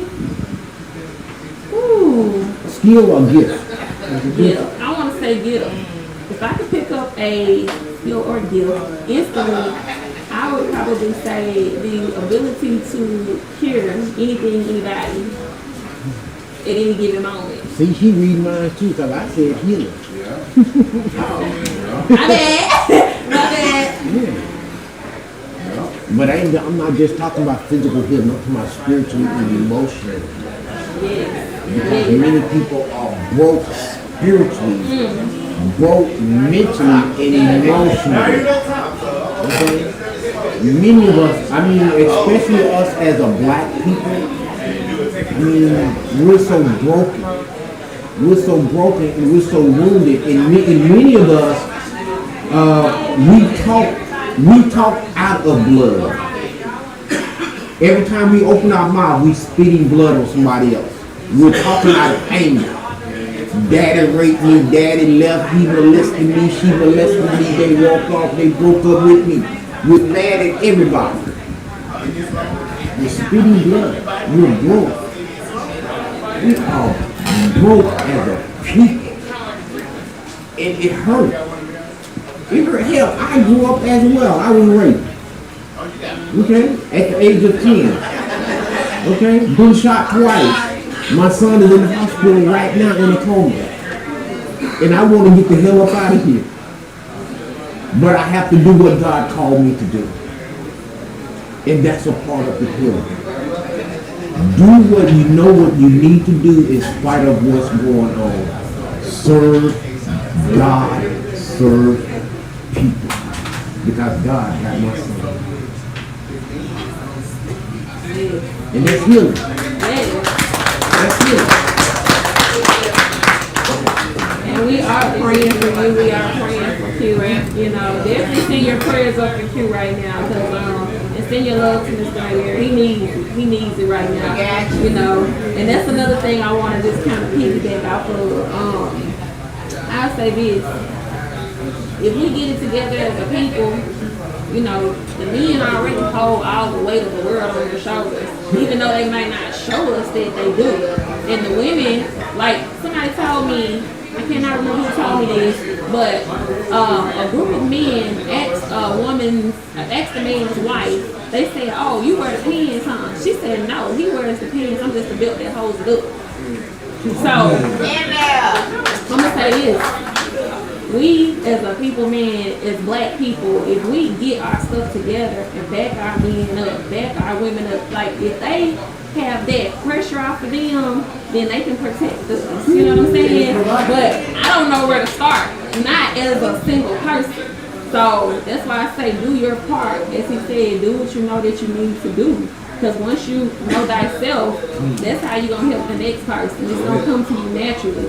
And I feel like the Honey Listen podcast, I created it to be able to speak freely. I created it to be able to, you know, put people on, showcase, let everybody know, you know what I'm saying, what's going on out here. And this is not just for me. It's for everybody that wants to be a part of it. I'm not big into the program. So, because Honey Listen. Listen, so does anybody else have anything else on, you know, what if you could have a new skill right now, right now, what would it be?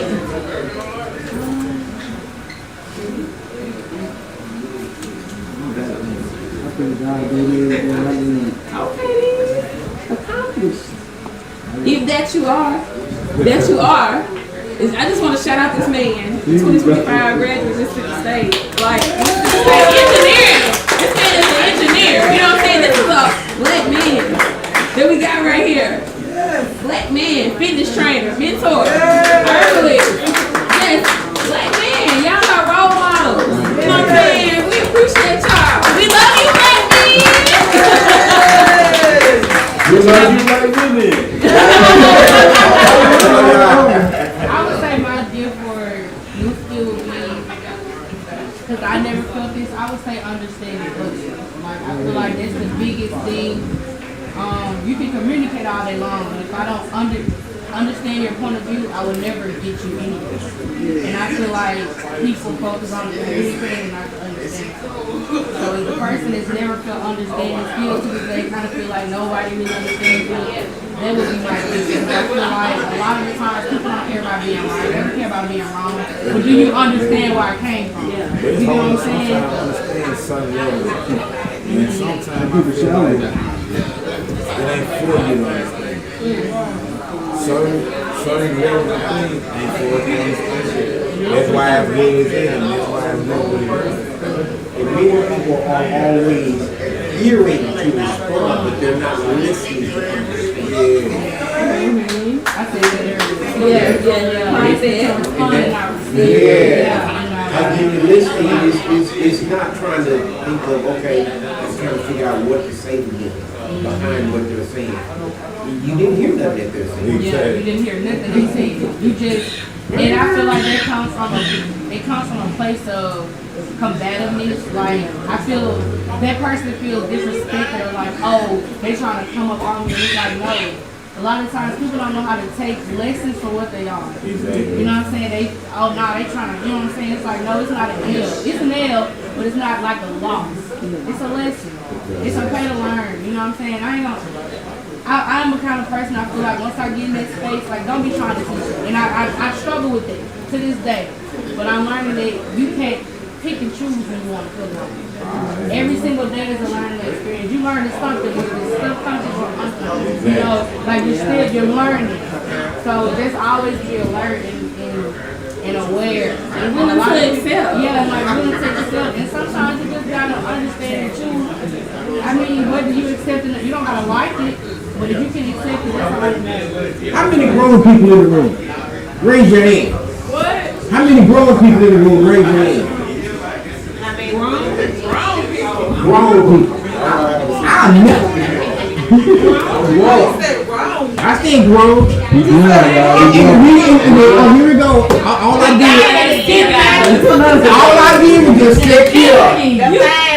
Because the thing about it, if you're grown, you don't have room to grow. Yeah, you don't have room to grow. Okay, I get it. You get what I'm saying? So never be grown. Always put yourself in the place of being teachable. We're growing. Always be teachable. Okay? Okay, you evolving. Hopefully, yeah.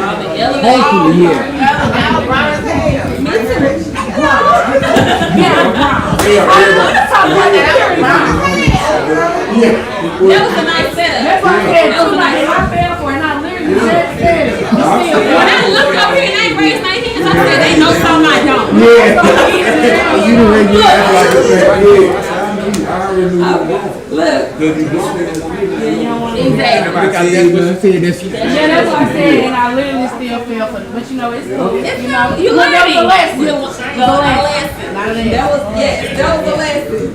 Now ask you what that listen and they come in and Yeah, I was responding and I received. Hey, but It's all about clearly. You know what? Some of our receivers are broke. Exactly.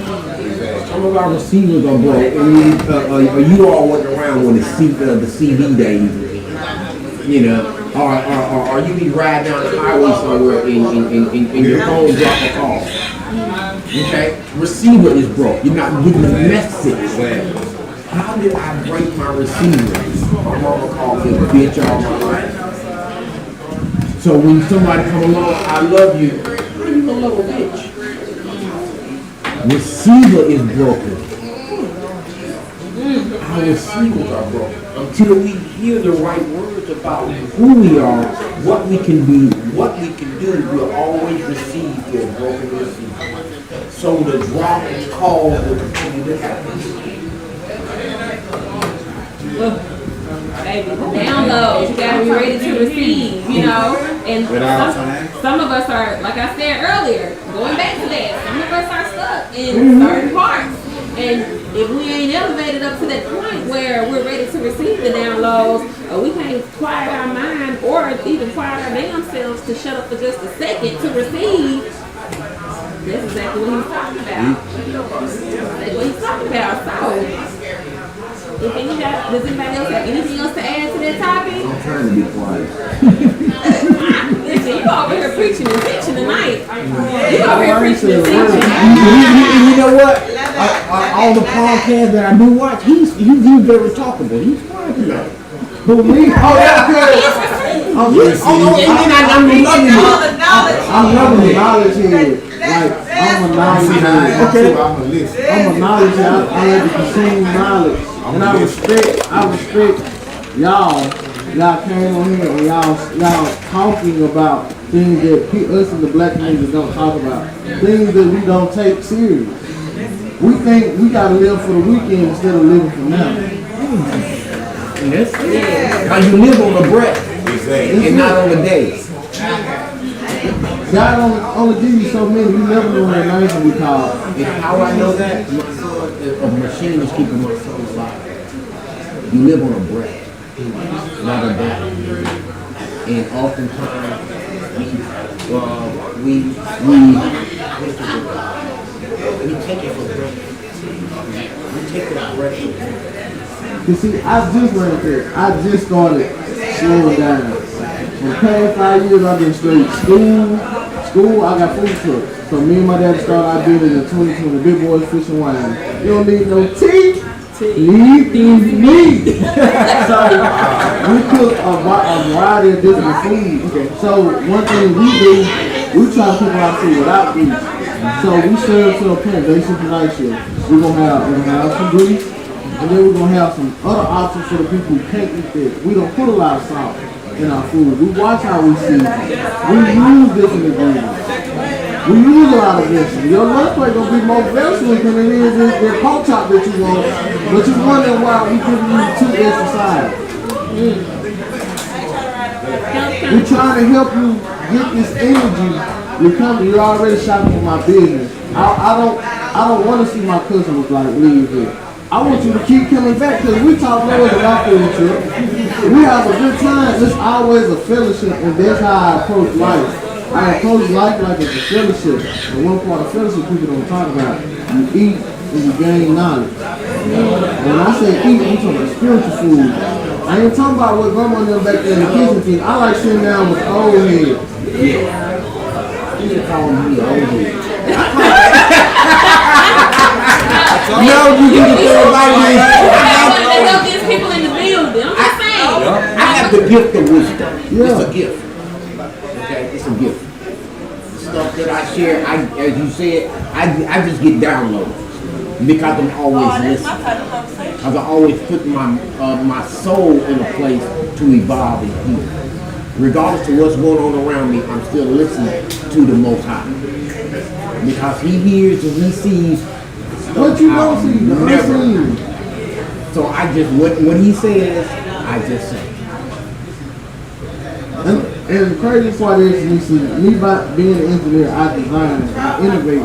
So when I first started 3D modeling, it showed me a different perspective on the world and how I see it. Like when I walk outside this building, I don't just see this building, I see the different shapes inside the building. I see the structure, I see the struts, I know what books that go right here. And it's all there for a reason. So why can't I apply that to my life? The 7 Books of Habits, I had to read it my freshman year. That's how I got to where I am now. I had to take time for myself in school. I had to learn to balance. You don't have fun. The first year, I ain't gonna lie, I was playing ball, I had my fun.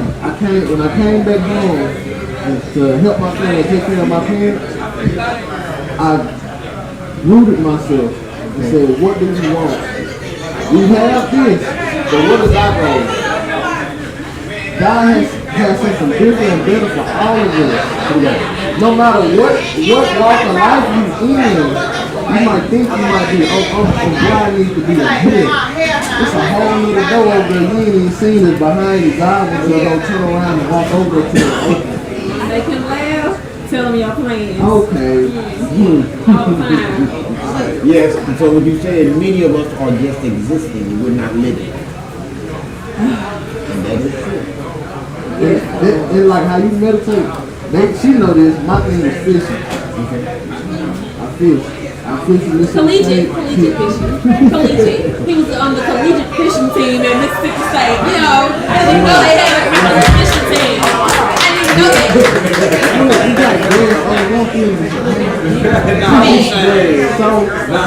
So what I do is, when I go fishing, I take my boat out.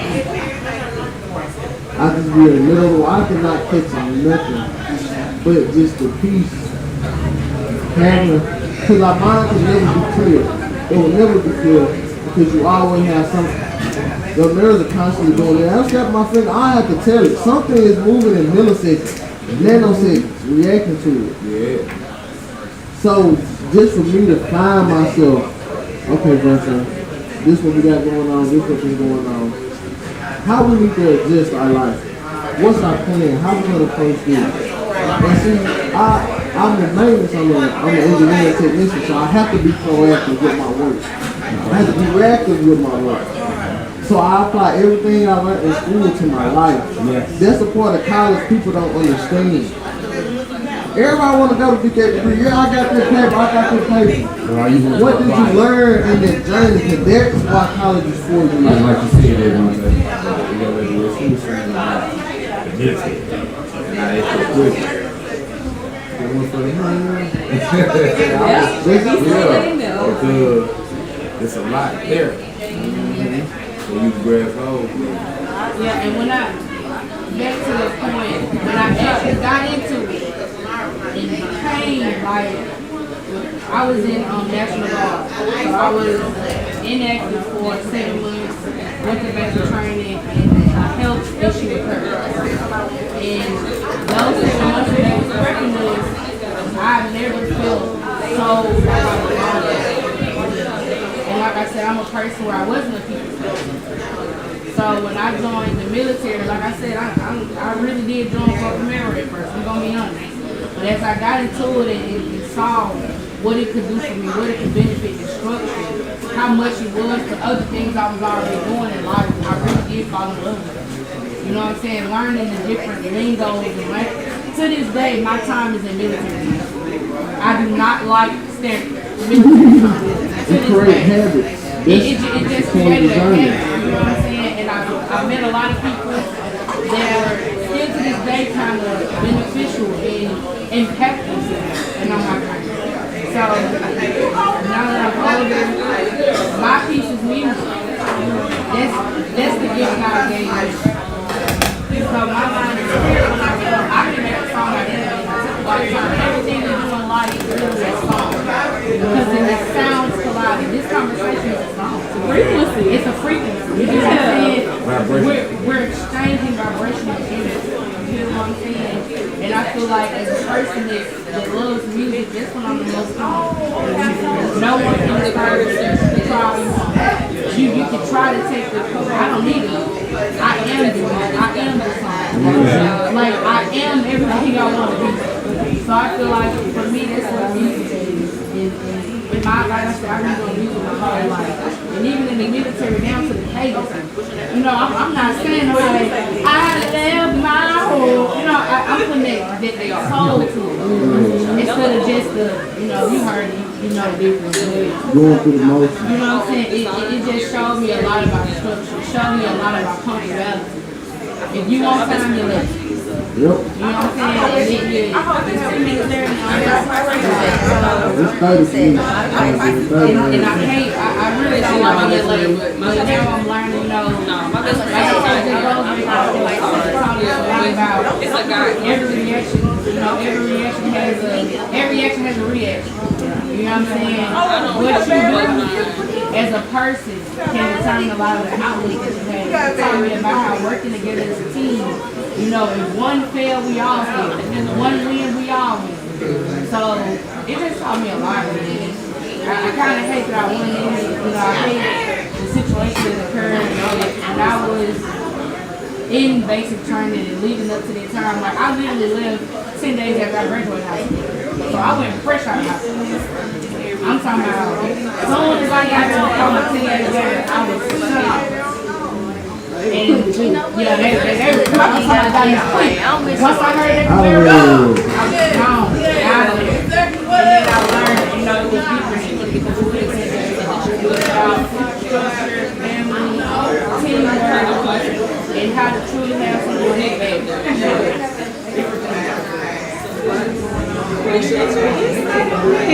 So we're gonna take a game break. Oh, Give yeah. everybody a breather. We're gonna do a little game break. So this game, which is I think this is my favorite game here, is called Lyrically Correct. Oh, okay. All right. Look, get an audience a mic, y'all, just in case they want to say Can something. I pick the audience first? Yeah, go ahead. Yeah, give me that mic. Let me see. I ain't feeling the milk tea. I ain't got time for that. You want the mic? We finna play Lyrically Correct. Okay, let's come on. Okay, say listen. Come on in. She is scared. Okay, come on. I don't know what everybody. You got it? Okay, I'm reading the question to you. Get it? Come on, step up here. Okay. You don't need camera, it's okay. Who did Wishbone from Bone Thugs and Harmony miss? Not you saying lyrical like poetic, like poetry. Say it again. Who played I don't know. Wishbone? Say it again. Who did? You don't know that question? Okay. You said lyrical. I thought we was like. She was ready to spit a poem. He missed his No, I thought we Uncle really Charles. knew lyrical. He missed his Uncle Charles. I'm sorry. Y'all losing already. What's wrong with y'all? Okay. Next. totally different generation. I know him though. Look, I know two folks. He's 22. He knows. So, when did Genuine realize his whole life had changed? My whole life. I was feeling already. I knew that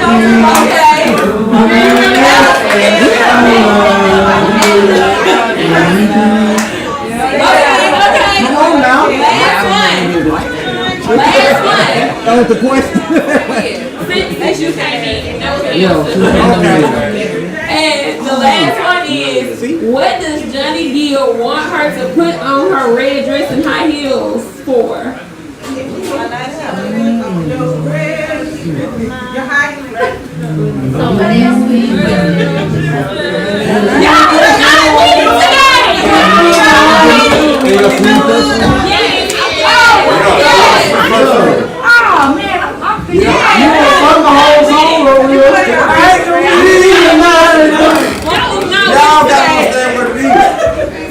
You knew, you said the exact thing that was wrong. I'm over here singing the whole song. I'm just saying. Okay. Hold on, wait. I gotta see what my girl got. You said something about poetry. I just gotta hear this. What you had?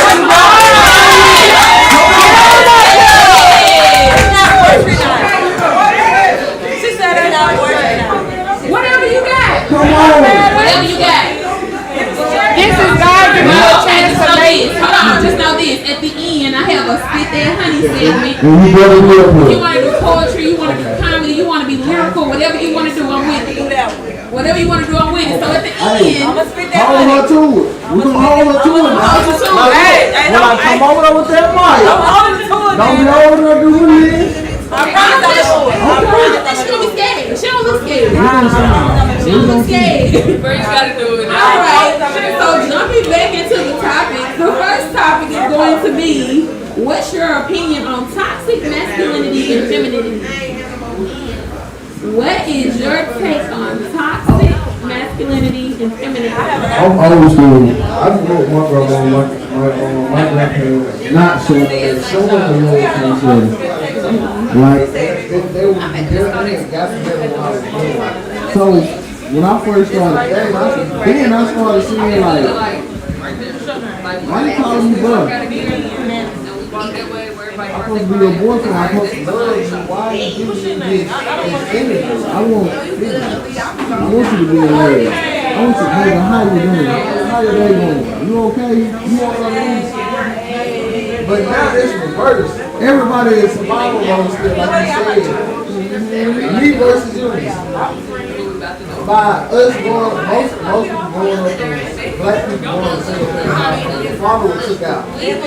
Once you took the father, once the devil took the father out of the picture, the devil is one of the most important things having the father, the thick, grand structure. The father is the one that lays the groundwork for the foundation of who you are. Somebody has to lay that groundwork for you.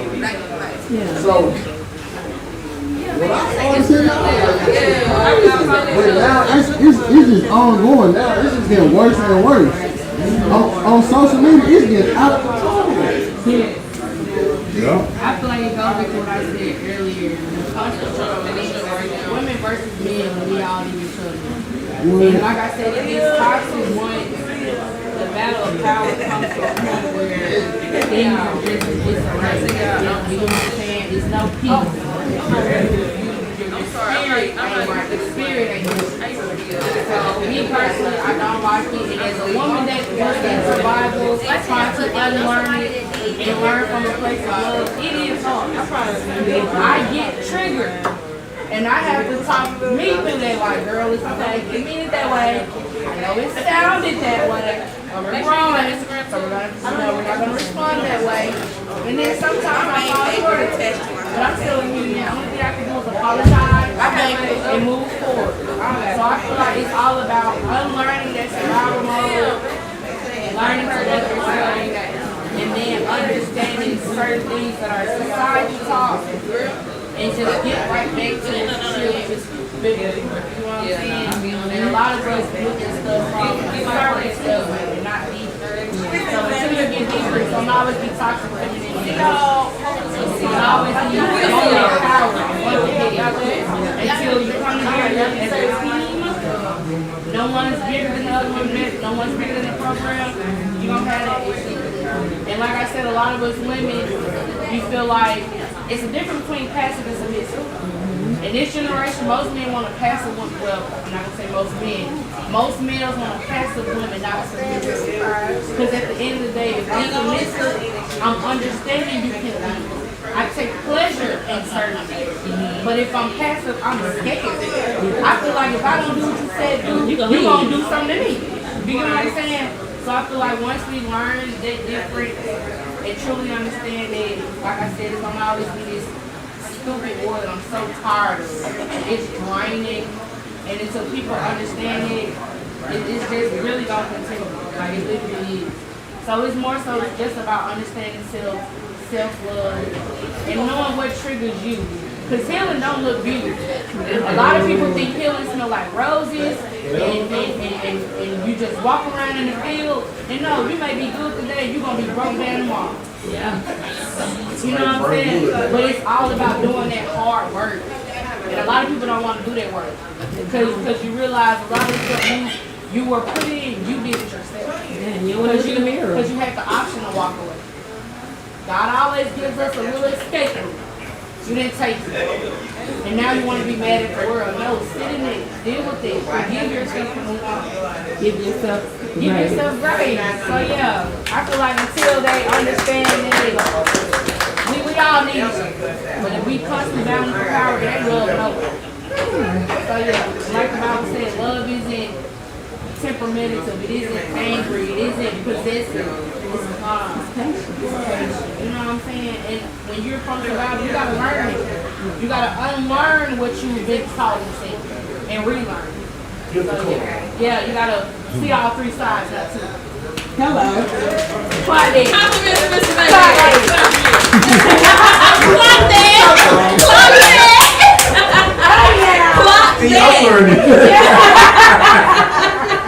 Please clock that. So, okay. My take on toxic masculinity would be Jesus. I say just stop blaming one another, like you said, and look in the mirror and face your own demons. And, figure out why you accept toxicity. Figure out why you even want that type of energy in your life, period. Like, you have to know thyself.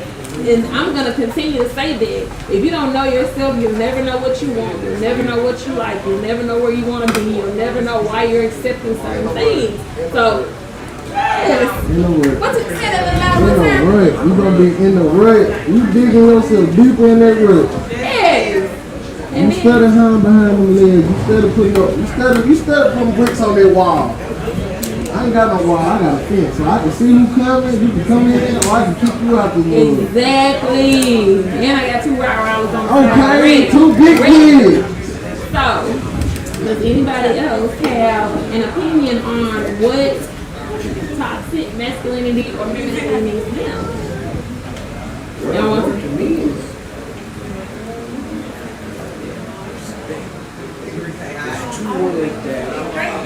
There's 2 words that I use often when I talk to people about myself. And that's one is, I will give you 2 chances, 2 opportunities to make a mistake to disrespect you.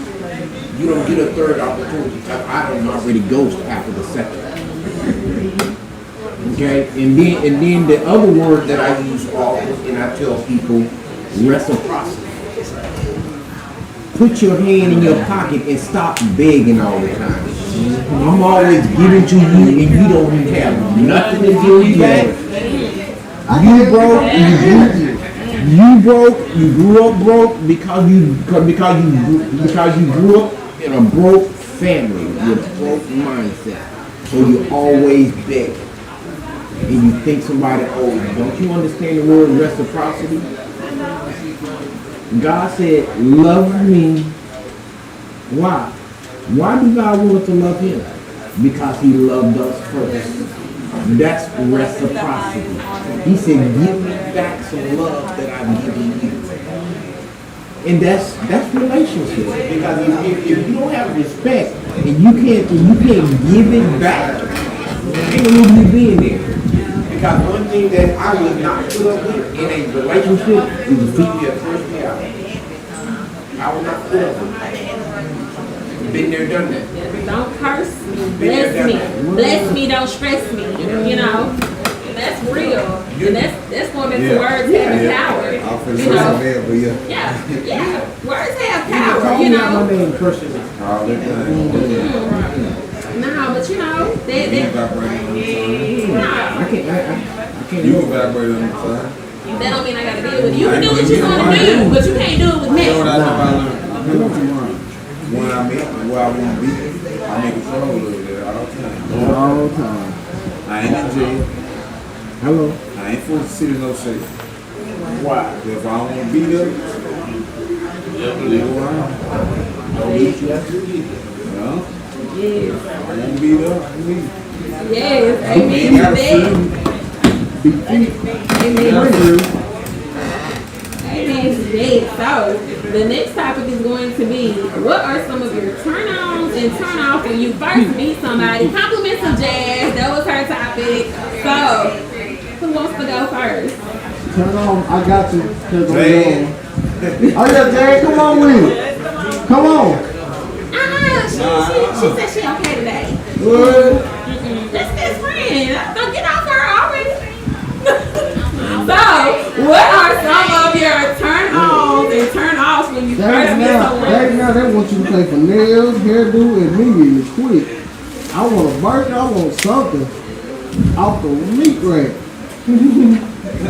Off the meat rack. That's a turn off me. Yeah. Don't ask me to come a giving person. I'm gonna give out the generosity in my heart. I want to see everybody, man. I want to see all of us doing it. Just talking about your problem, period. That's I barely know your name. First of all, don't bring problems up. I ain't trying to date the problem, I'm trying to date you. We'll worry about that later on. Don't bring your problem to the forefront. Because then I know what I'm signing up for. The problem. So she didn't empty the bag before she got to you. That Man, they got the bag open. Yeah, the bag open. They walk in. You know how people walk in when they strap to the bar? I almost made you hate that you open to hear it all because now you want to judge me how I react behind. Like I ain't still got the right to do or not to do. And that's what's wrong with society now. People don't believe you should give another person a chance to feel that type of way. Exactly. Okay, if I'm gonna bring you my baggage, I'm not gonna get mad at you if you decide I don't want to deal with that because I want to be respect you and give you the utmost best to give you that opportunity so you want to deal with it or not. Exactly. I want to give you the honest truth so you know what you're getting into. But they do that now just because. It's a test from the beginning. I just want to see what type of person you are. They don't want to do the way of testing. Because I'm going to feel all your tests. I know the test and I failed the test. On purpose. Yeah, that's what I'm saying. Because you know one thing about the test? Y'all speak to it. Hello. Listen, what you say? Big bone. You gotta listen. Okay, what you got? I'm trying to start one. You trying to keep moving. That's my turn on. But do they not have the right to change their mind? Alright, there we go again. There we go. Come on. Sorry, TC, I didn't mean to clock you. Why you did it wrong? No, you did it. I give what you know, I give a chance. Because they go back to what she did at what's her name? Rap somebody up. Yeah. She beat people up in the past. They changed his mind. But I think it's the way. They want him to change his mind back. I think it's the way that he did it. Had he, because I'm gonna go ahead and run right into that since we're here. You know, I think my turn off would be like a liar. Like, just be honest. You know what I'm saying? Tell me what it is. is. Tell me what it is. Tell me what it ain't. So, you know what I'm saying? I know how to proceed in the situation. Give me the choice to be dumb if I want to be dumb. Give me the choice to say fuck you if I want to say fuck you, basically. So, you know, I think that being dishonest, but I've heard men say, and Jazz, you can relate, I've heard a man say on a podcast, why would we tell you the truth? Because then you're not going to really like me like how you were supposed to like me, like how I want you to like me. Like, no, I want to lie to you. Is that how? I have a question behind that. About the line and all this. So, if a woman is always right and a man is always wrong, so if a man tells a woman that she's right, is he wrong? Yeah. Don't put them there. Drop the minute. Drop the minute. Let me listen. Drop the minute. Hey, that was a good one. That's a high question, right? Hot topic. I'm consuming this. I'm taking this in. I'm taking this in because this is so insightful, man. This is so helpful because it's like, I've been dating wrong like a motherfucker, y'all. I've been dating wrong like a motherfucker. I'm learning this in this moment. And let me just say, I would say my turn on is, like you said, reciprocity. My turn on is receiving what I'm getting or giving, like being, receiving, you know, just returning that energy. And I mean, you can always tell though if energy is off. And then in that moment, if that person is changing their mind, it's okay. Recognize the red flag, as they say these days, and just ease off and go on, because what's meant for you is not going to come with confusion anyway. So, it ain't going to be perfect. The mind is a problem. I think it's when you change your mind and you don't tell that person. Yes, ma'am.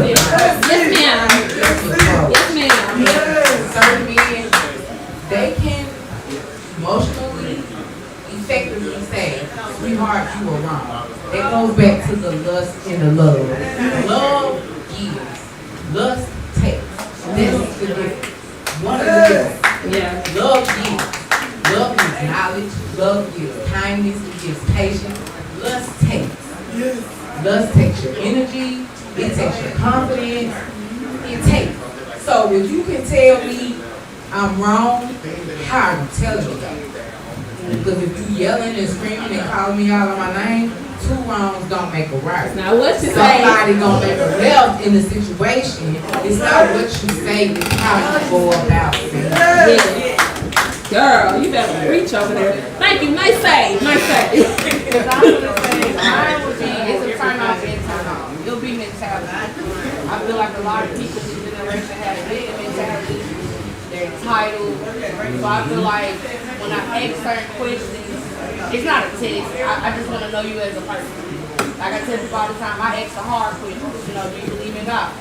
You know what I'm saying? Like, if you're having a bad day, how would you go about showing me you're having a bad day? Would you tell me, you know what I'm saying, or would you take it out on me? Because I know me, you know what I'm saying, I don't want to dump my problems on you, but like, you know what, you may want to do something today. You know what, babe, I don't have the right answer. I don't even want to bring that negativity to you. Let's try again another day. Or let's wait a minute. You know what I'm saying? It's all about, it sounds good, but no, for real. I mean, no. You look at me, bro, not look on my head.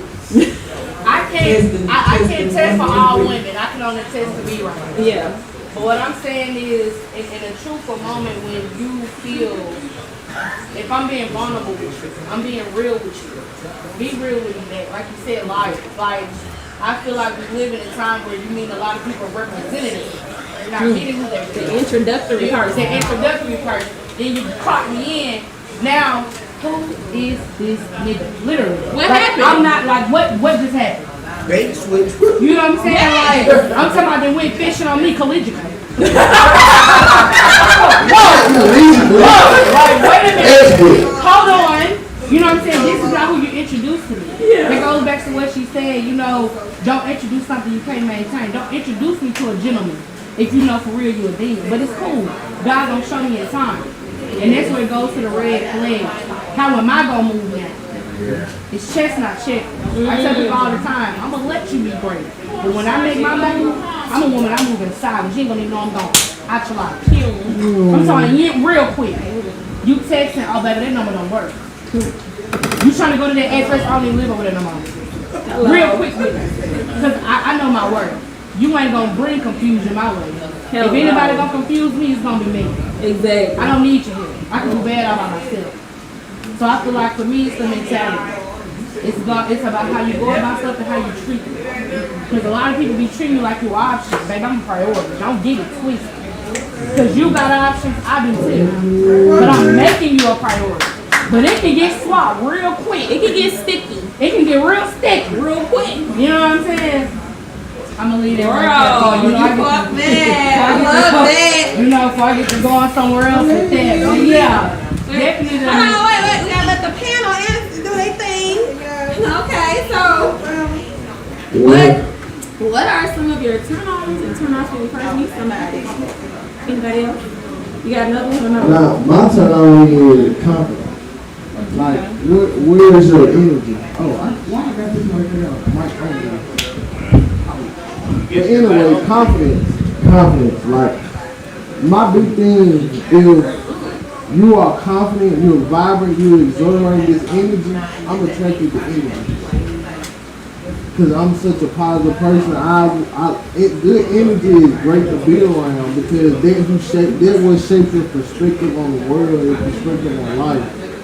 So if I want to be the best me, let me surround myself with people who are working toward the same goals. We want to get money, but at the same time, we want to enjoy life and be respectful to everybody around us. We want to love and care for each other. We want that bit. That's what I look for. And if I see that, and you willing to work, and you willing to grow, because growing is painful. People don't talk about that. Growing is painful. It is. So if you're not willing to grow, how can I deal with you? So if you don't have that confidence, you don't have that spark, there's something behind you driving you. It's driving you to be better. It's wanting you to be helpful, want you to strive better for life. And want you to have a better relationship with God. If I don't see that, why would I bring that into my life? And I'm exhilarated with it. Because I can't want better for you than you want for you. That's it. I can't. What's turn off to me is you know your issue, but yet you're not willing to change. You choose to stay stuck.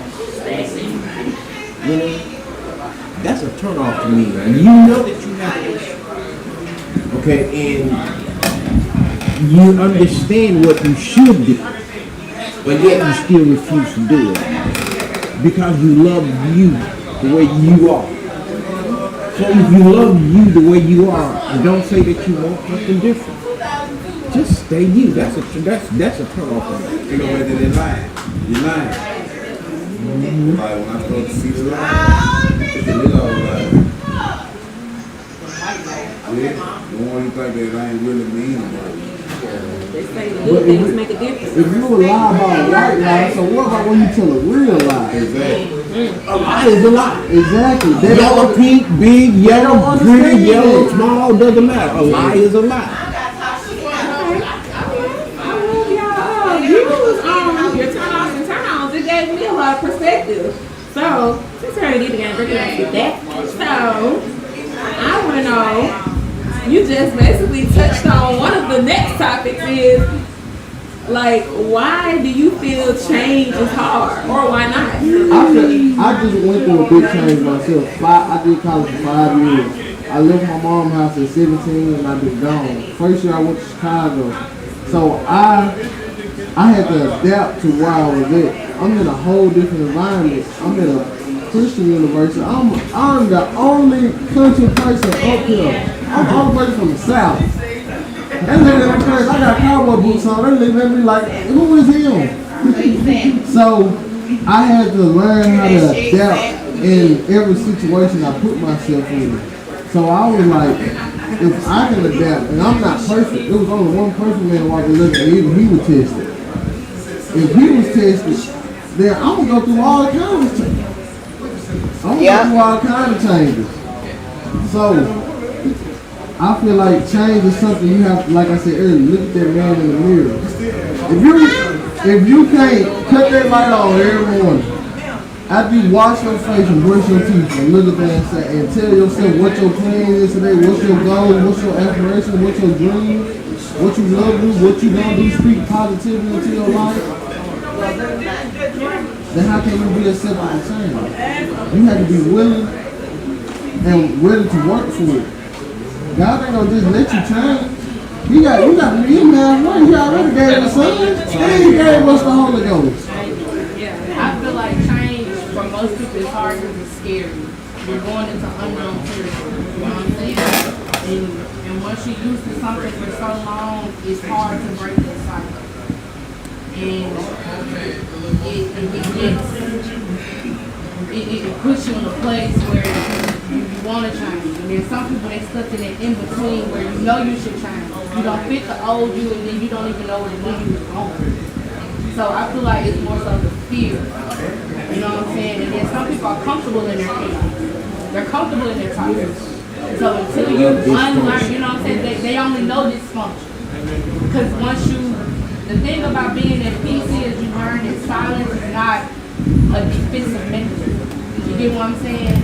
Because if you come from a childhood where silence was used to you to show that you have no meaning, if you meet someone and y'all have a disagreement, their silence, you're going to take that silence as a challenge.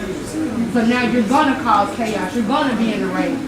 But when you change, you learn that that silence doesn't necessarily mean it. They can be getting their stuff together. You don't know how they feel. So I feel like it's just the fear of change. And then once you get over that fear and you realize that it's making you better as a person, then you can accept it. So, yeah. I have a question. When does a butterfly become a butterfly? The butterfly is there the whole time. A butterfly is a butterfly all the time. You just had to start the No, transformation.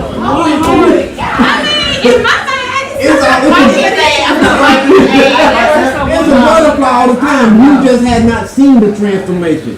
And many of us, who you already are. You just not willing to go through the transformation to become. See, you just laying down, man. Y'all just walking. Y'all just women out here. That's why Y'all just a girl. I'm just a girl. Hold on, wait a minute. No, you said give us some grace, didn't you? I'm giving you grace. Why? Oh. You teach We're unlearning. We're unlearning and relearning. Yeah, we're unlearning. Grace. Grace, brethren. Now you know I gotta people tell y'all been people with me forever. Yeah, we're gonna continue to do that. So, does anybody else have anything in regards to why you feel change is hard and why not? I'm gonna say for me personally, I don't like change because, like you said, it's scary, it's unknown, it's uncomfortable as hell. But I'm adaptable. I'm able to adapt to any situation, and I'm gonna take that right there. You just said but. I'm gonna take when you get your butt out the way, you can do it. Come on now. I'm done. Because and that's what's in most of our way. We always use the word but. You know what the word but means? You just cancel out what you said before. Gave it power and took it back. See, I love you. look, I love you too. I love you too, black man. You teaching me something tonight. You teaching and you preaching to me. This is what my soul needs. This is why this gathering happens. This is why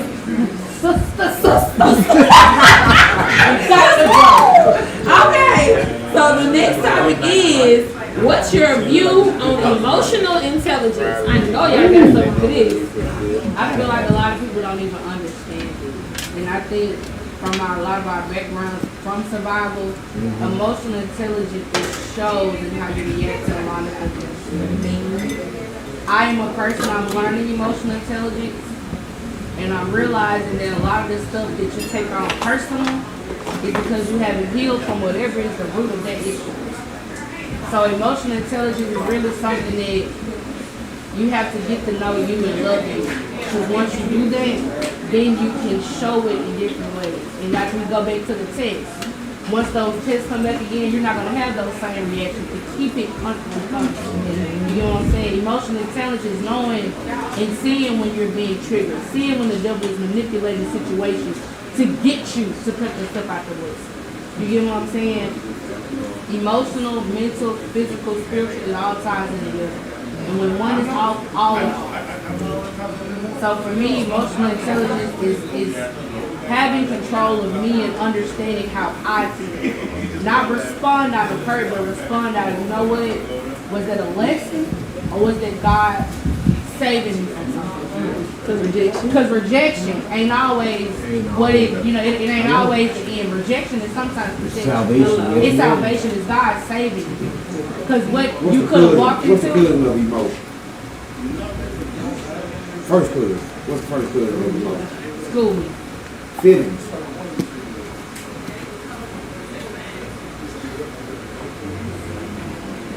We gotta stop being our feelings, then we can control our emotions.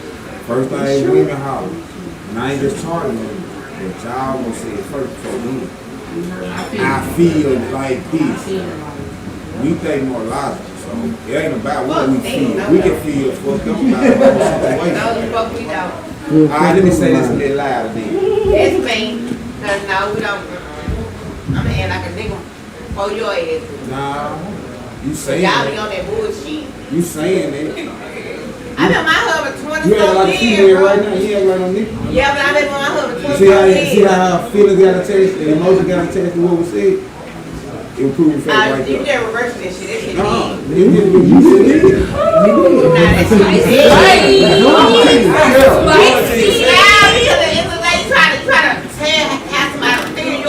I said this what y'all gonna scream first. Not y'all, the ones you done dealt with. Women, Not y'all. all women have said out their mouth about feelings. The ones you done Just like see dealt how with. it do. The ones you done dealt with. That shit How dead. you feel though?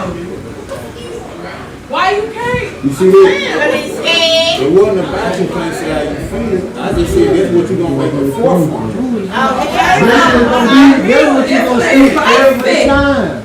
It's a little spicy in here. Hey, are we receiving or are we being reactive? They prove it. That's what they did. Are we receiving? I ain't received that bullshit. No, I'm not.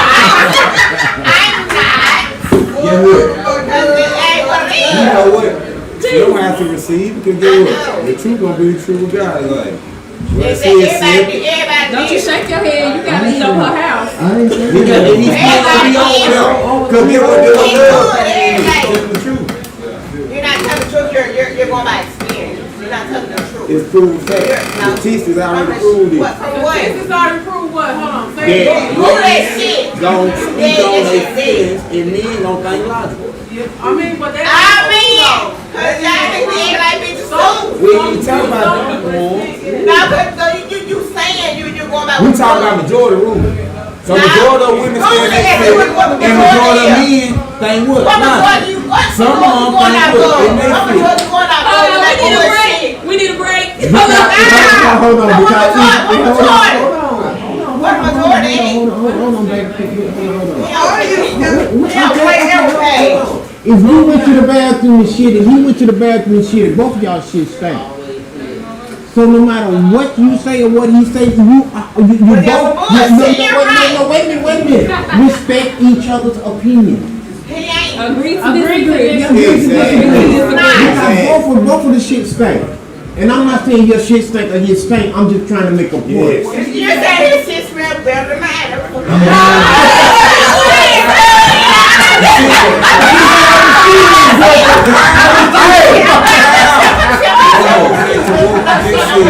I'm talking shit, no. I'm just saying, they ain't make me feel no different. I'm just saying, I'm real as shit. Like, I prove this paper, I'm playing on with this paper, but now they don't bullshit. That's what I said.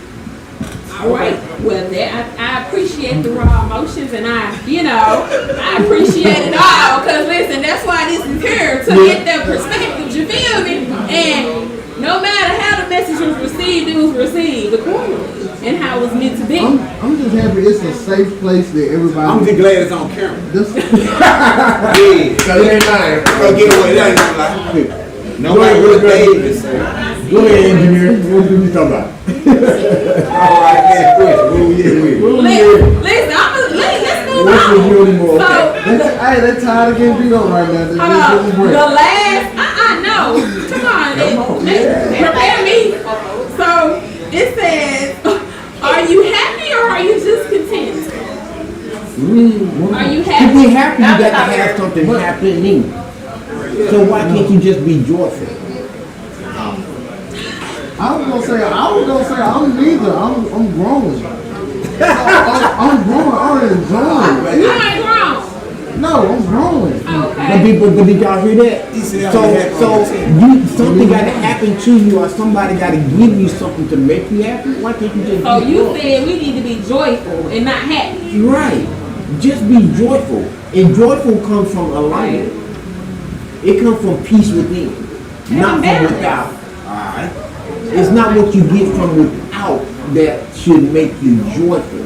But people gotta have somebody to give them something outside to make them happy inside. I never thought about it that way. I never thought about it that way. So, Because the thing about it is, it's not a husband's responsibility to make the lady happy. And it's not the woman's responsibility to make the man happy. You got to keep your own self, as you said, happy. So if you got joy within, whether you do anything to me or not, I still got my joy. we learning tonight, y'all. We is learning tonight. I'm talking about, this is one of them moments. So for me, shit, at this point I don't know, because he kind of shut down. He kind of shut down. But how I was wanting to answer definitely would have been, I'm not either. I'm just being. You know, I'm just really being. And I feel like I'm happy with myself right now. I'm happy with where I am in life, and I'm happy with where I'm going. I probably would say I'm grateful. Yeah, I'm grateful for the movement. I'm grateful for the connections and the people that are, just coming into my life. But I guess because of what frequency I'm on now. I was in that frequency of depression and that frequency of not liking me and not knowing who the hell I was, but now I do. So, I would say I'm becoming. Thank you. That's why I said what I said.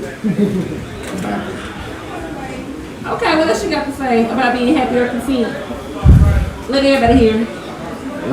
Damien and you were like, so why did you say growing? Well, because while I'm growing, I'm enjoying my journey.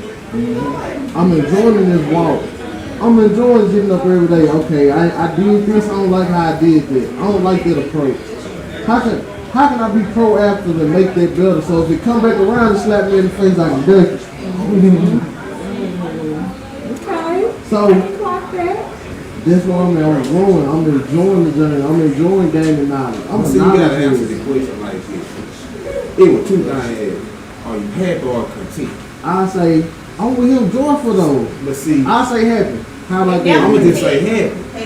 I ain't never content because I'm always trying to make something happy. But when you're content, you just settle. Yeah. That's another word for content. So I look at we still continue without being a problem. You gotta say you can. I ain't content. I'll never be content. Tomorrow ain't promised. No. As of right now, how you feel? Happy. That's all that matters. Tomorrow got its own choice. If I know I'm gonna be happy tomorrow, I don't know. I might wake up tomorrow night. Might not even make it. That's why I said that. Because that's a now question.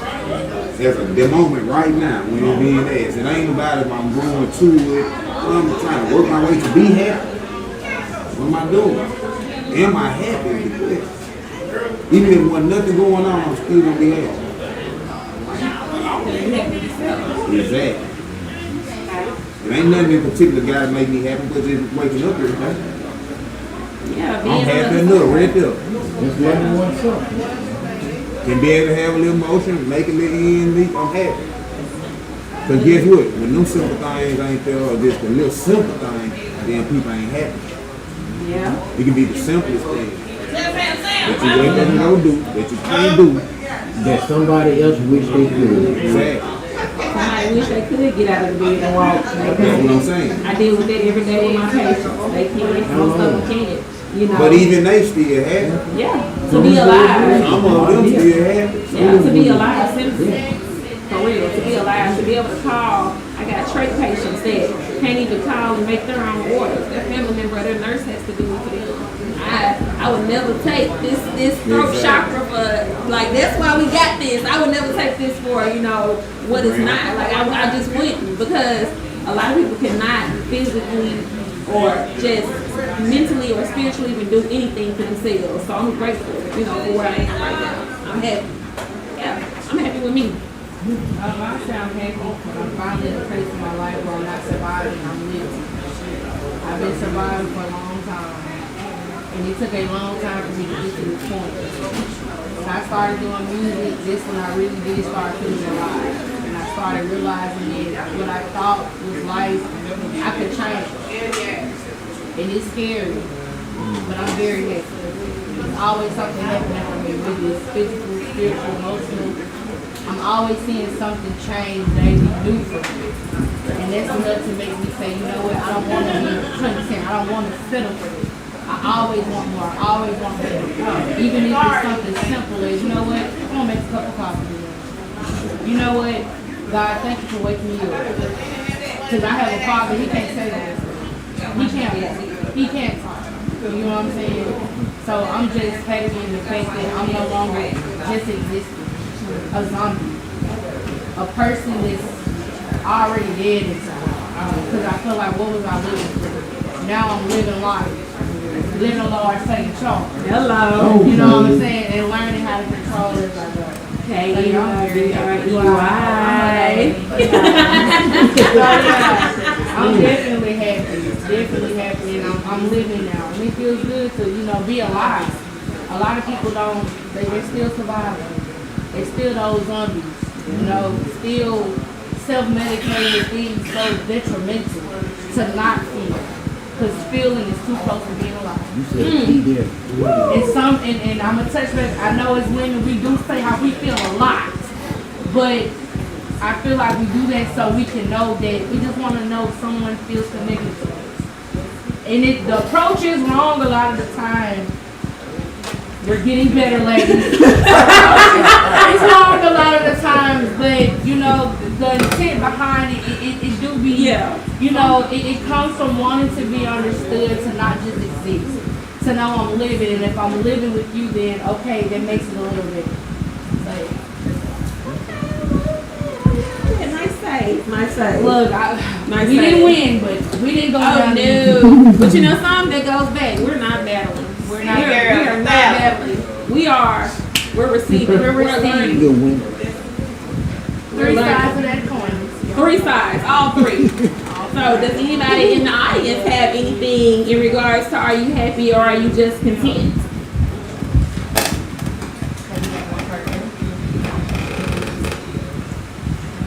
Well, right now, I feel like I'm just content with the relationship I have now. I'm not happy because I feel like it's better than what you're doing. It's a lot of procrastination. Oh, I'm sorry. Sorry. Oh no, I was picking up her list. That's all. Stand up, baby, because I'm with. But anyway, I feel like this. Anytime you tell me that you finna get ready to go to a boat with a co-worker that you're working with, and then you turn around and tell me this is a job, you got to go to Vicksburg. You see what I'm saying? You feel like they're trying to play in your face. Let it go. You feel like they're trying to play in your face. Anyway, when I get through, So how long have you been in there? too long. You and I already settled. No. You had already saw the sign, but you stayed, didn't you? No. Red flags. Just, Off and on, just say off and on.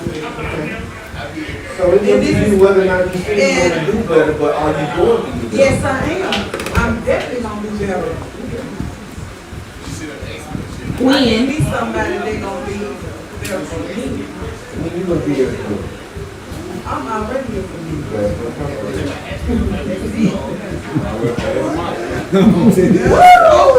Well, listen, I appreciate the insight. I appreciate all my people who came out tonight. And listen, this is one and one. Listen, I hope y'all caught some buzz. I hope y'all caught some knowledge, man. This is episode 8 of the Honey Listen podcast. Thank y'all for coming. If you want to get your herbs and schedule your fitness training, do not forget to come and holler at my 2 gentlemen over here, Mr. Dexter Mayberry and David Super Fit. Don't hesitate. Don't hesitate. Alright. So now we're gonna jump into the Spit That Honey segment and trying to see if my girl wanna kick it off. Take a little intermission. Well, hold on. You can get the comedy dude up here then, huh?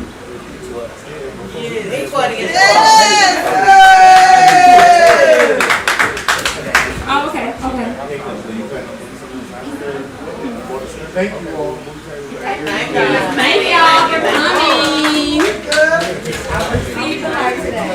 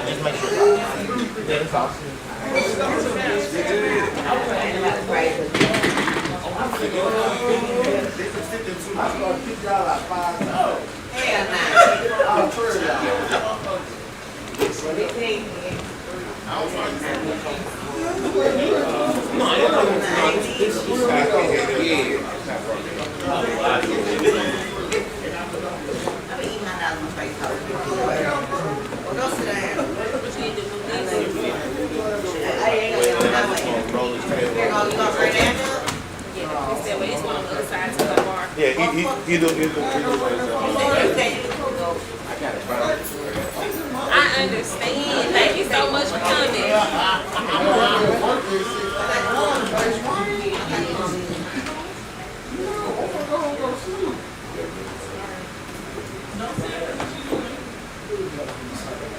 Set aside this forever. Listen, we can get things straight to work.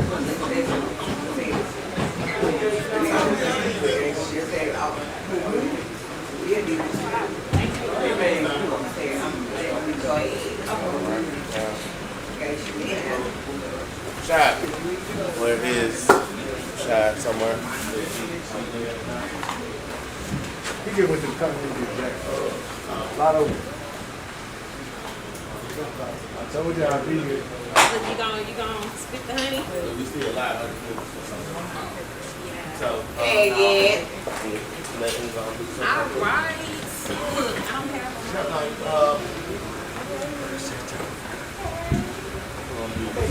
TT, come here. Okay, so we're gonna bring on one of the encore requests, which is comedian Petty E. This feels so nice. Everybody was like, oh yeah, we ready for the comedy. Yay! Because I had just ate was about to go.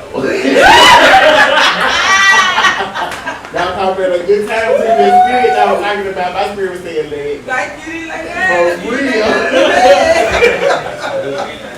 But no, okay, so how y'all doing? Y'all doing okay?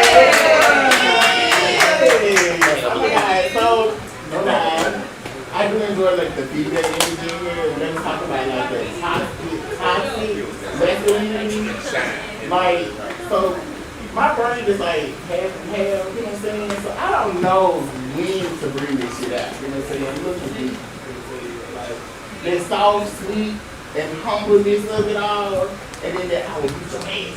Like that. I will crash this car today, I will kill us all, like, you know? Cause I remember back in the day when niggas used to tell you, bitch, I love both of us. I would kill us today. You ain't going nowhere. I miss some type of nigga. I kill all of us in the car. You see me basically, oh my God, I got shit through the relationship. I know you people.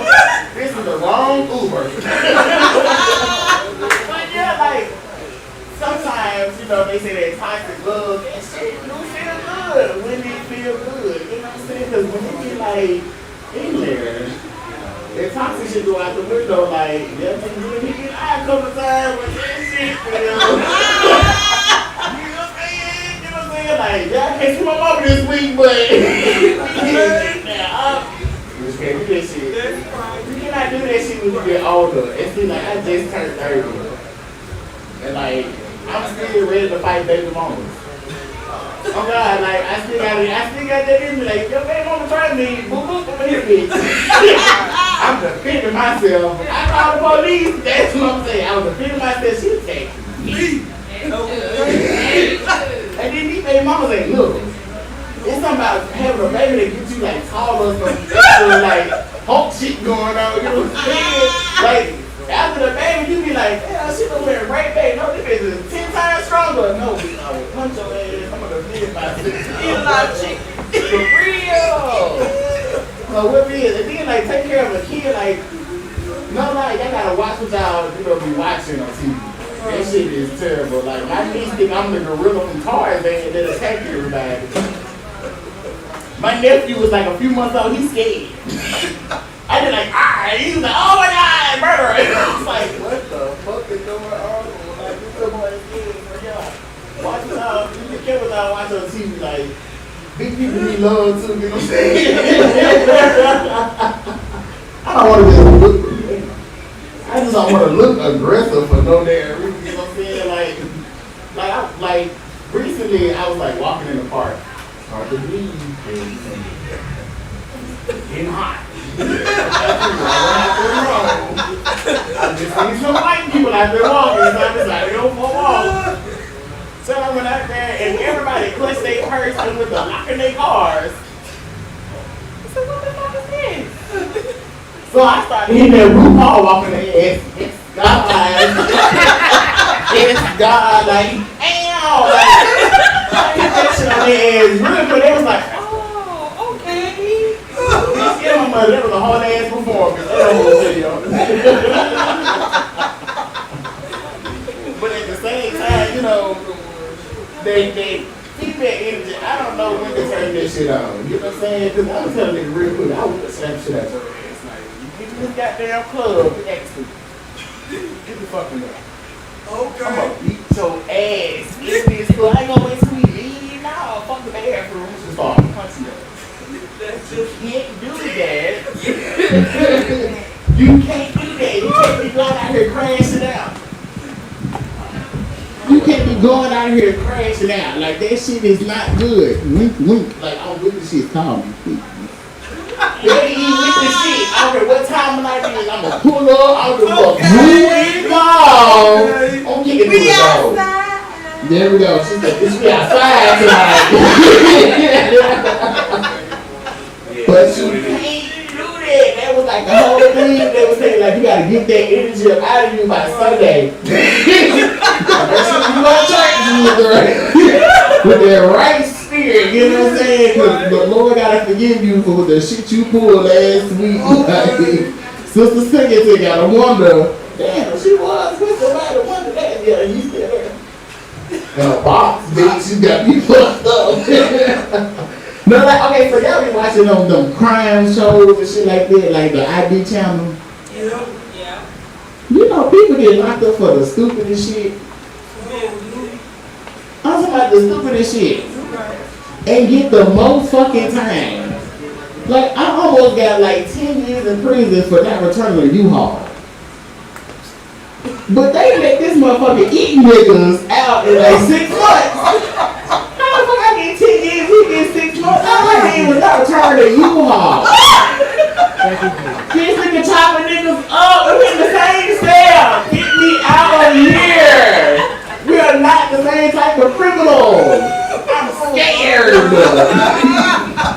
Like, oh no, I said that shit. I got beat on purpose. I got that on purpose because I want them to know if you gonna fight me, it's gonna be some. I got some energy built up.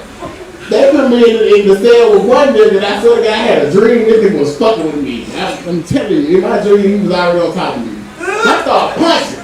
I did a punch. Get out of me! Get out of me! This nigga said, you okay? I said, oh shit. I'm the one that's schizophrenic. That shit starting to rub out, man. Like, what, like, the nigga asked me, you see those people standing over there? I said, what people? He said, the people standing in the corner next to the window. I said, am I right in County or Whitfield? I saw the U-Haul, bitch. What am I doing? So yeah, that's just that part. No lie, like I was listening, and no lie, like the alcohol, weed all kicked in at one time. But y'all was saying some good shit this time for real. It's just like trying to get my energy and my core together. It's kind of hard to be like meditating and fasting when like you can get like 10 wings for like $5 at the bar. I think that's how much it is. I'm telling you, like I be sitting there meditating, and the first thing I'm thinking about is like when I get my fat ass off this ground eventually, I'm going to eat. Like I ain't ate nothing in 2 hours. These niggas said 16 hours. You gotta fast for how long? It's almost the next day. Who wanna do that? Y'all wanna do it? They gotta do that shit. Y'all gotta do this shit. I'm telling you. You want your core and all that shit together. I'm gonna fuck. If you don't fuck with me, just gonna be back from now on. But all that extra shit I just can't do.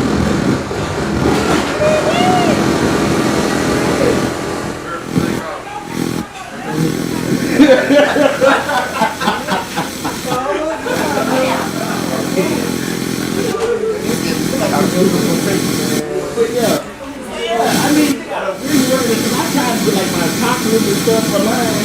I was listening to the YouTube videos because the woman on the ground. I don't know what happened during my meditation state. The video ended, and I woke up. So I don't know what really happened. My back was still hurting for falling asleep on the ground.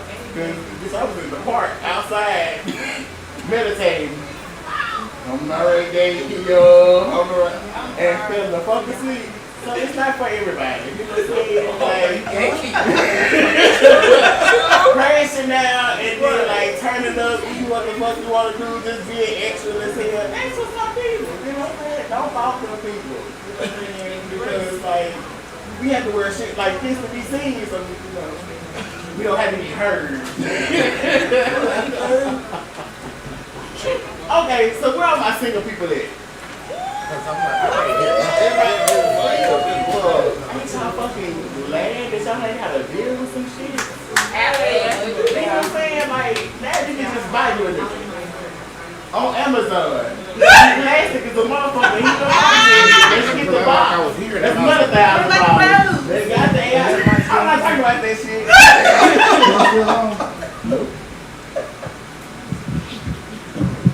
I ain't talking about the goddamn Rose. That Rose put the pumps out there.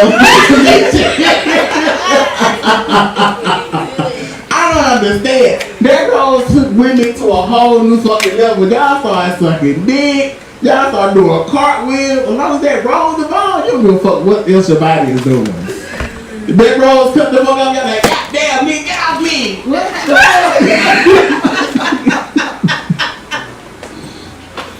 Yeah, like no lie, like the first time I heard about Rose, it was like a couple years ago. My mama sent me a picture of her Rose with a cigarette.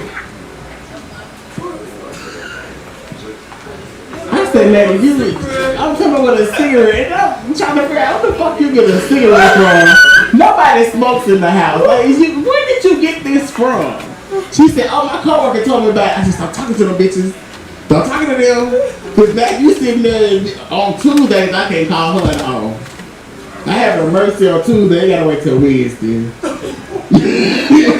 I called her last time around 5 o'clock on the Tuesday. She said, now bitch, what the fuck you want? I said, damn. First lady, you don't talk like that. Preacher wife. She's like, nah bitch, you gonna be in a bad time. Like, I'm tickling my cooch. I said, "Mom, you 60-something years old. Who are you talking to? Get off Twitter." She's like, "Ain't no damn Twitter. I'm twittering my Twitter." I was like, "Okay." Then she get quiet on the phone and the buzz is getting loud like she switched gears. I said, "You didn't hang up, bitch. Hang up, hang up, hang up."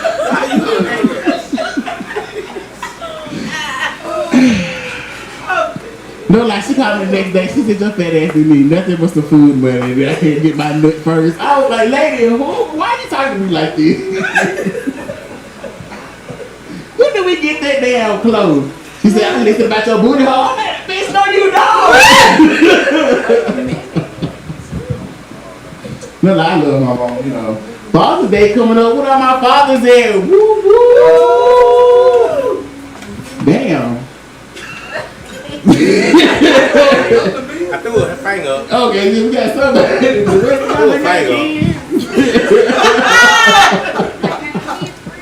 Y'all ain't get shit else on Father's Day like me. Like they don't have an Uncle Day or none of that shit. I don't give a fuck. I ain't got to babysit.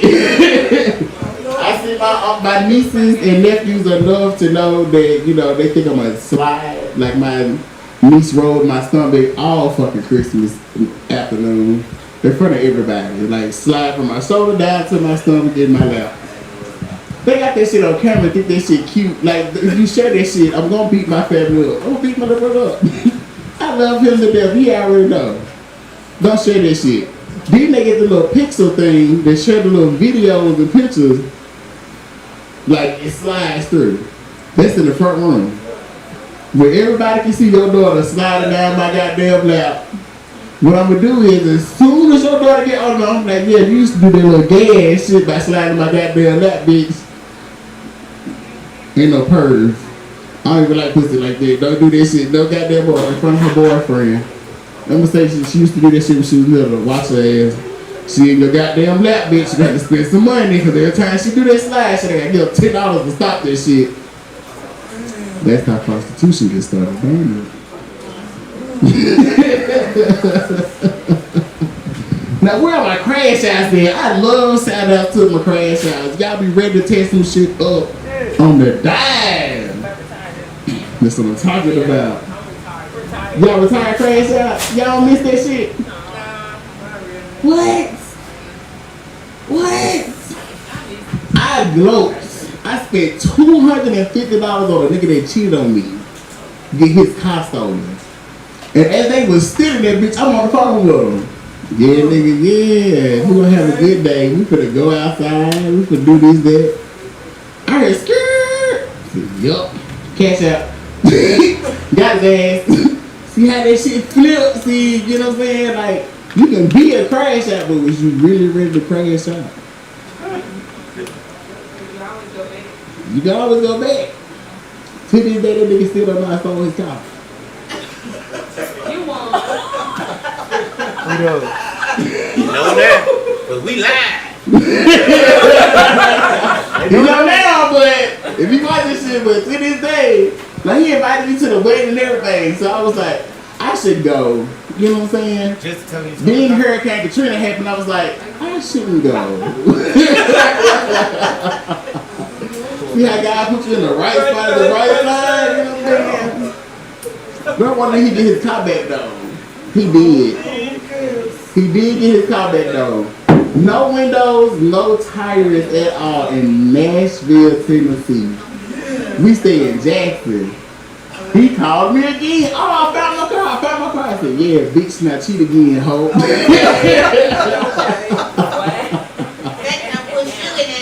Under my breath.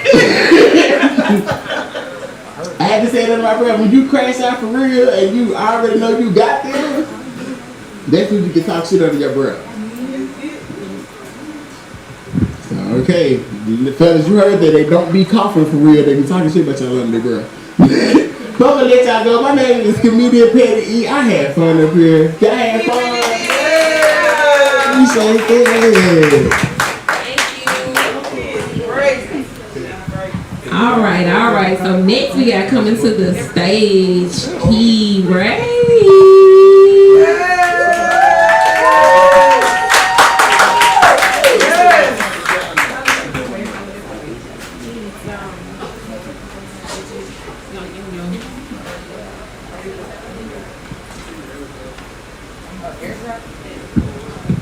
Listen, they airdropping. I'm trying to look for the aux cord. I need to upgrade. I'm trying to look for the aux cord. That's that Samsung problems.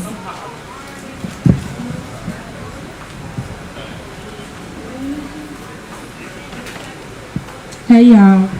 Hey. I'm back again. You can drop when you're ready.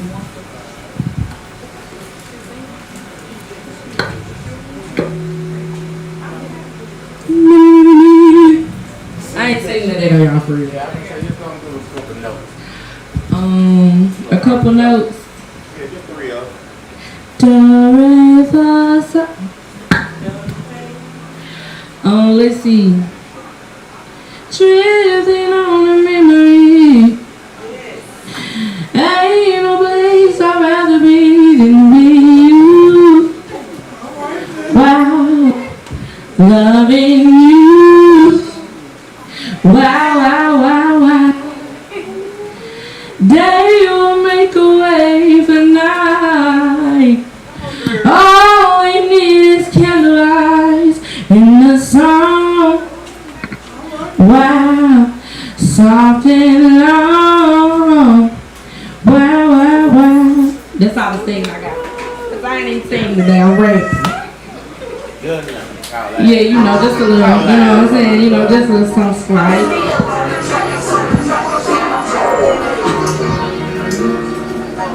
601 you did.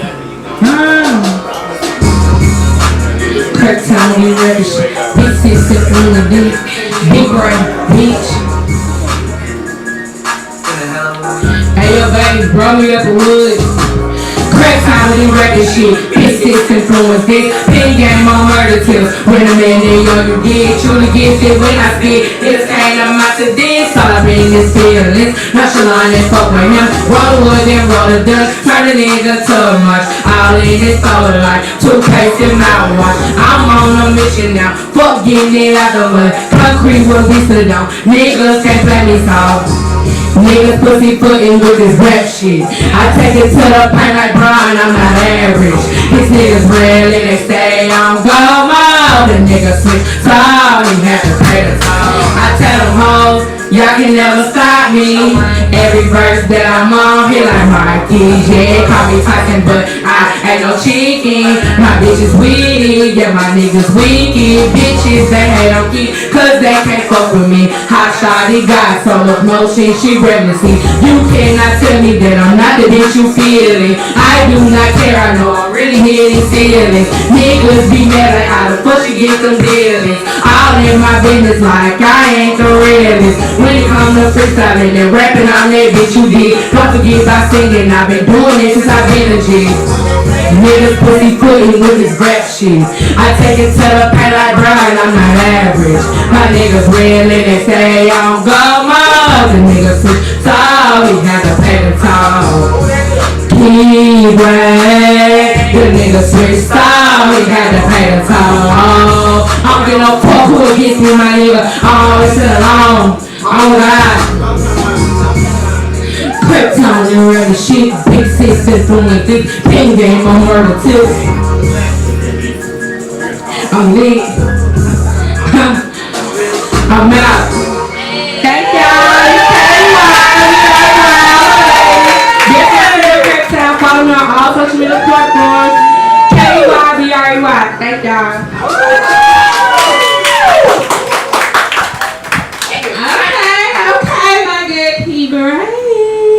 Hey, I heard KEYBREY.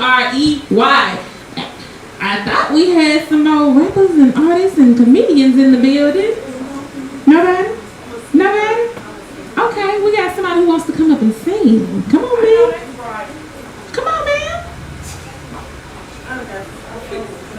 I've been saying stand up. Elsa ain't in here. Come on, get up here and let it go.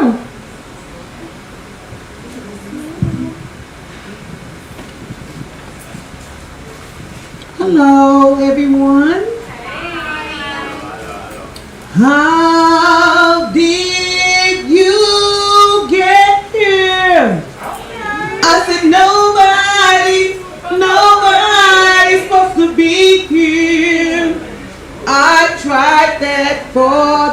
very last time. My heart says no, nobody's supposed to be here. But you came and tried to change my mind. I spent all my life trying to search to find your love to fulfill my need. My heaven is to fulfill my need. But when I turned around, you're not standing behind. So I placed my heart under lock and key to take some time to take care of me. But when I turned around, you're standing here. Standing here. Oh. No, nobody.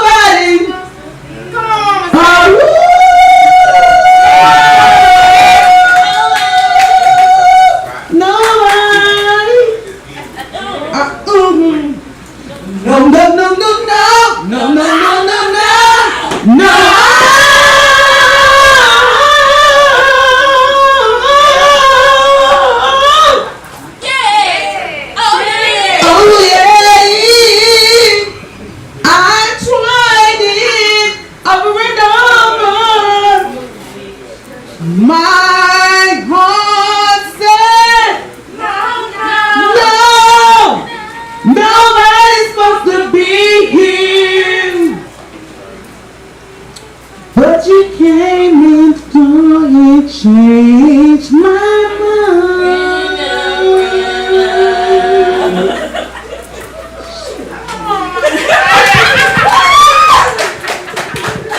Hey y'all, this come on y'all. This come on.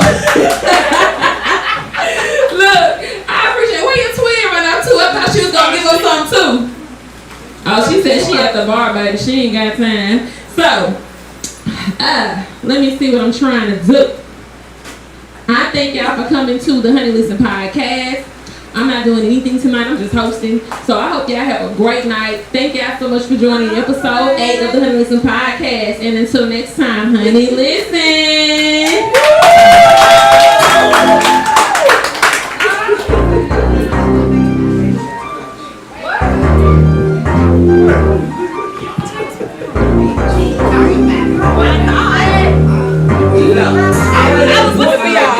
She would stop this shit. I'm gonna make you lay down. Yeah, can't go on to a nigga. Can't run. It's going. That pussy little block, one of these makes it a little maid. Breathe on it. Go play around. Pussy little block, one of these makes it a little maid. Go play around. All that Gene like nagging shit. That bitch. He must have thought I was gonna stay around. Yeah, out of her.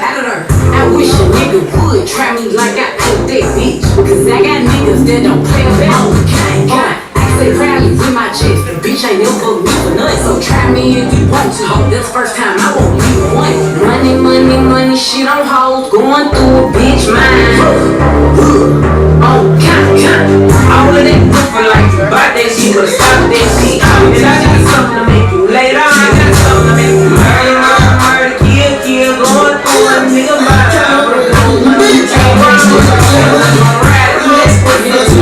One of these nights and let them hit. Before we ain't gon' play around. And we ain't gon' ride through that pussy nigga block. One of these nights and let them hit. Before we ain't gon' play around. Before we ain't gon' play around. Doing the sweet today, it's time to clear out the spot. We clear it. Everybody moving funny. I been picked the block. I been everything that's in your body. My body got knocked. If you see it working out for you, just find another rock. I'm the turkey bad man, crazy pill, etc. What you make me do? You don't know by now I'm better. See you bitch pound time, you don't know by now you better. Took some risks in the road, you don't know by now I'm better. I got this shit coming through here. Wow, we control the traffic. Keep that head out of the bitch. Watch, we control the traffic.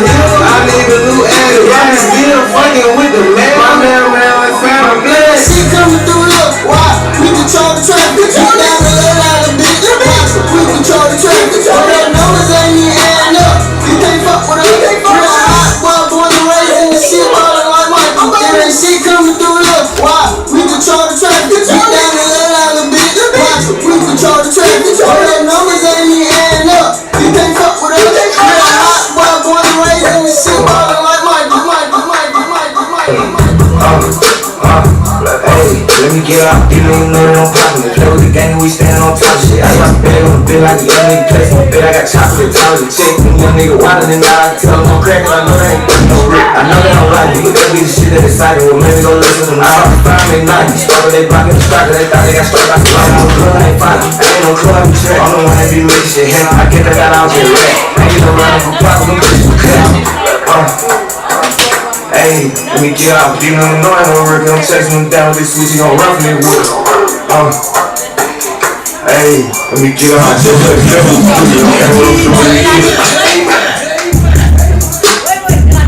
I got the gun for the boy. I'm smoking these eyes to the face. I ran like a demon. He thought I swore down the face. I been thinking too much about slavery. I took out my chain like fuck it. Don't let me break. I don't know why these niggas be hating. I'm guessing they bitch wanna fuck up money on me. Now I wanna know I ain't got no more place. My truck running hard. I got too many places. I don't like the doctor when they don't stop in my hook. My station get scared like Jason. My life is I got too many places. Don't sell these rocks. They go by the ace. I make them pay by the middleman. I close the plug door. Ain't no middleman.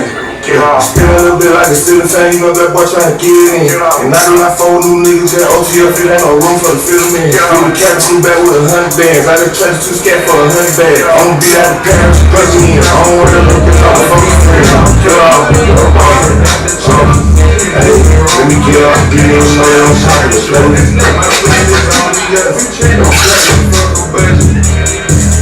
The demon in the cut, you need a rating at the check. I'm seeing you moving wrong, cut it. You slam, sharing shit. Okay, we'll rap, I'm trapping bangs. We'll ice off both my sleeves. The numbers on the banners. And thank you, Santa King. Gonna ride the truck to New. This shit from overseas. We been out there to change the game. Right now we chasing pockets. Loaded hell and dirty rain. I chew that shit that made me speak. Oh, you slime, I knew how to count the money. So before I learned to read. Hey, say gang, put a yacht on the coast, yeah. Put a yacht on the coast, yeah. Got coach to know, say gang. They ready to party, yeah. Looking rock like a road, you with. I get love from the vultures, yeah. So came up with the roaches, yeah. That nigga down like a hoe. More respect than a broker. She give me time on the low, what you doing? Wipe a non-scrub, like I'm sliding on. Wipe a non-scrub, like I'm sliding on. What you gonna do? Wipe a non-scrub, like you got a cold. Yeah, I'm trippin', yeah, I'm trippin', yeah, I'm trippin', yeah, I'm trippin', yeah, I'm still trippin'. Yeah, get money, yeah, get money, yeah, get money, yeah, get money, yeah, get money, yeah, get money, bills, hey, man, you serve, bills, hey, what that is, chill. Once before, crook on love, put on get your cook on door, I bet your prince and cut, the demon in the cut, you nigga rating at the church, you moving wrong, we club, you slam, we sharing sluts, my twin is only us, on platinum, fuck a budget, my bitch a prince and cut, the demon in the cut, you nigga rating at the church, you moving wrong, we club, you slam, we sharing sluts, my twin is only us, they come out and sit like a pound on my young nigga church. I'm straight out back. I'm a Peter the dead, but wanted like getting you know what I'm working. I feel like a god. She on D. Oh, MT. I'm coming out and saying me, laughing, I'm feeling me, laughing, I'm riding around on the stand. I look like a box. Yeah. Put on your head, I'm showing the side. The king is in the red. I'm sitting on two times. I'm sitting out of bed. I'm full of the bed. I'm tripping. I'm running the head with a bench. I'm slapping the back to get pinched. My young nigga put on fence.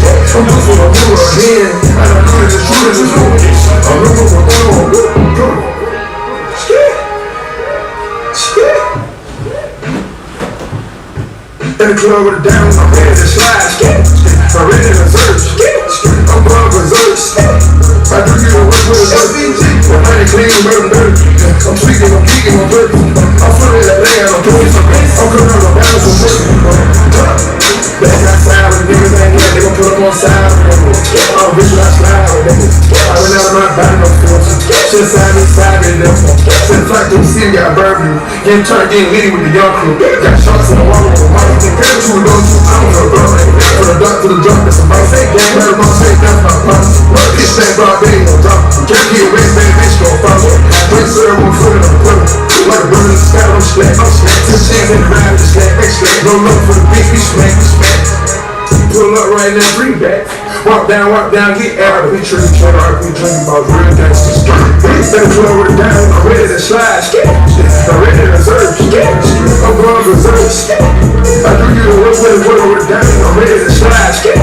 I'm ready to serve. Who get it? Who get it? Who get it?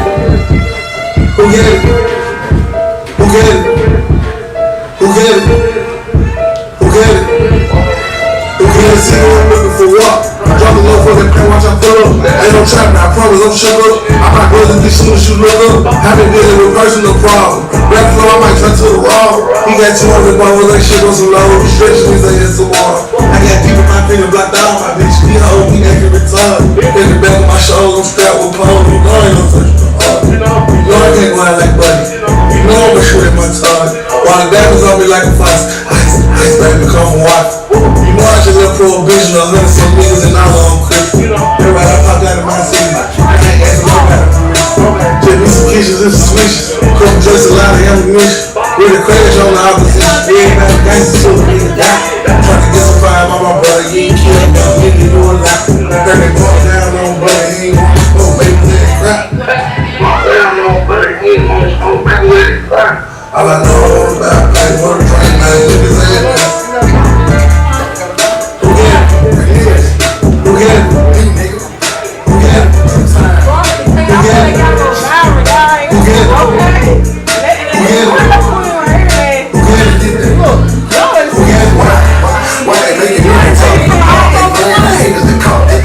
Affection to my baby mama, so they go around promoting honors. Fall back with this shit, man, them niggas, I'm back with this bitch. Fuck, I look like beefing with a nigga waiting on that text speech. Two niggas living on one on real. Jump out of back with a Gucci, I'm real. I'm independent, we different, this real. They want me to rock, but I'm back and I'm built. Bulletproof Tesla, bulletproof blood, Tennessee Jersey. Yo, bitch wanna serve. And then you so gangsta, why you acting nervous? VVS Junior, I'm Trinity talking, I'm higher than Junior. 50K on a Tuesday. Got a nigga woozy, that's all in the job. She black and tongue, I'm pushing bizarre. I want 10K to fuck with, and I come from 7 push on the bar. Who get it? Who get it? Who get it? Right here! What's that say? I'm moving around this bitch like bad. Them niggas been quiet, but them niggas must retire. Them niggas must gave up, they gave up. I stayed up, they went to sleep, I stayed up.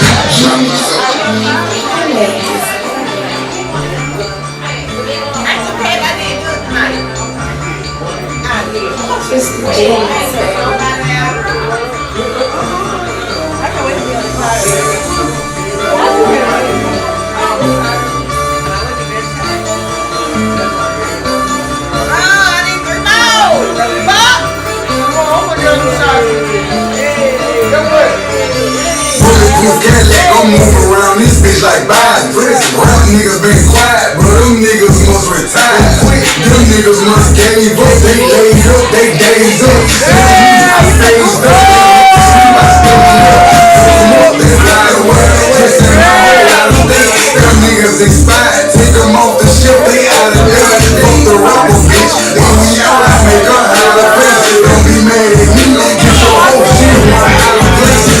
They see my face, they see my beat the case. Get behind me and I'm strapped, I'm a high speed delay. They got me on federal probation, this shit gotta stop. I'm my number, I gotta go kiss the face in the off. Fuck them both, 2500 on the Gucci T like them niggas was up on me, they blew me, I'm 2 and 3. I took a few losses, but I'm bouncing back. I was living in the bathroom, look at my house and that. Got rappers on life support, they might as well pull the plug. Talking about murders in your rhymes, you might as well tell the judge. Don't take this shit personal, I'm going out what I see. Facebook ass niggas solving crimes for the police. I'm mad at my business, paying niggas, not my children. Don't fall on my name, flawless diamonds, got my jewelry here. Investing in stocks and bonds, still moving with Glocks and drums. We buying stop by the tunnels, mom time, bitch, I'm a done. When I'm in your city, show me love, twist your fingers up, stop all the sweetness and boy play pussy in your finger. Got a switch in a dick, fire from the stick when it hit. I'ma stand up.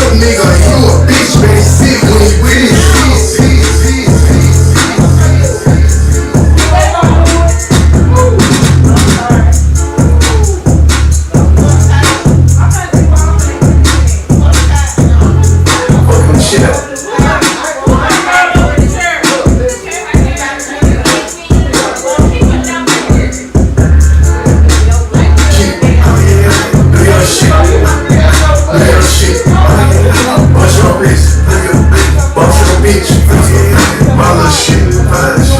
Pop your shit. Make it lit. Water wrist. Phones kick. Do your shit. Do your shit. Do your shit. Do your shit. Keep it exclusive. Too many creepers.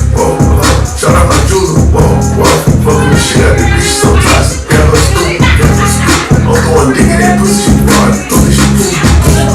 I'm on my water when I step in the park. Know I can move right now. God, don't for the world when I say when you lost. I'm not fooling. I ain't just talk. Just give me my money. I'm 50 at honey. Selling that money. Smashing 2 rap bitches right now. I'm a pack of that honey. Like it's like, do your shit. Do your shit. Do your shit. Do your shit. Bust your wrist. Boss your bitch. My little shit. Pop your shit. Make me lit. Water wrist. Rose kick. Rose wrist. Do your shit. Do your shit. Do your shit. Do your shit. She said the Mario dick so good I might ship me a tear. Show me some crap. Baby, where you at? Can you come and get nerve? Let me move in your ear. Sitting in a road trip, back here, get this and hit it right here. Can't stop. She like, I'm with it, love every mouth. Bury the mirror. So bitch, cocky bitch. Sloppy. Rocket wrist. I got hits. On that nigga. Yeah. Balenciaga. Yeah. Be on rock. The one that's tomorrow. Yeah. Do your shit. Do your shit. Do your shit. Do your shit. Bust your wrist. Boss your bitch. My little shit. Pop your shit. Hey.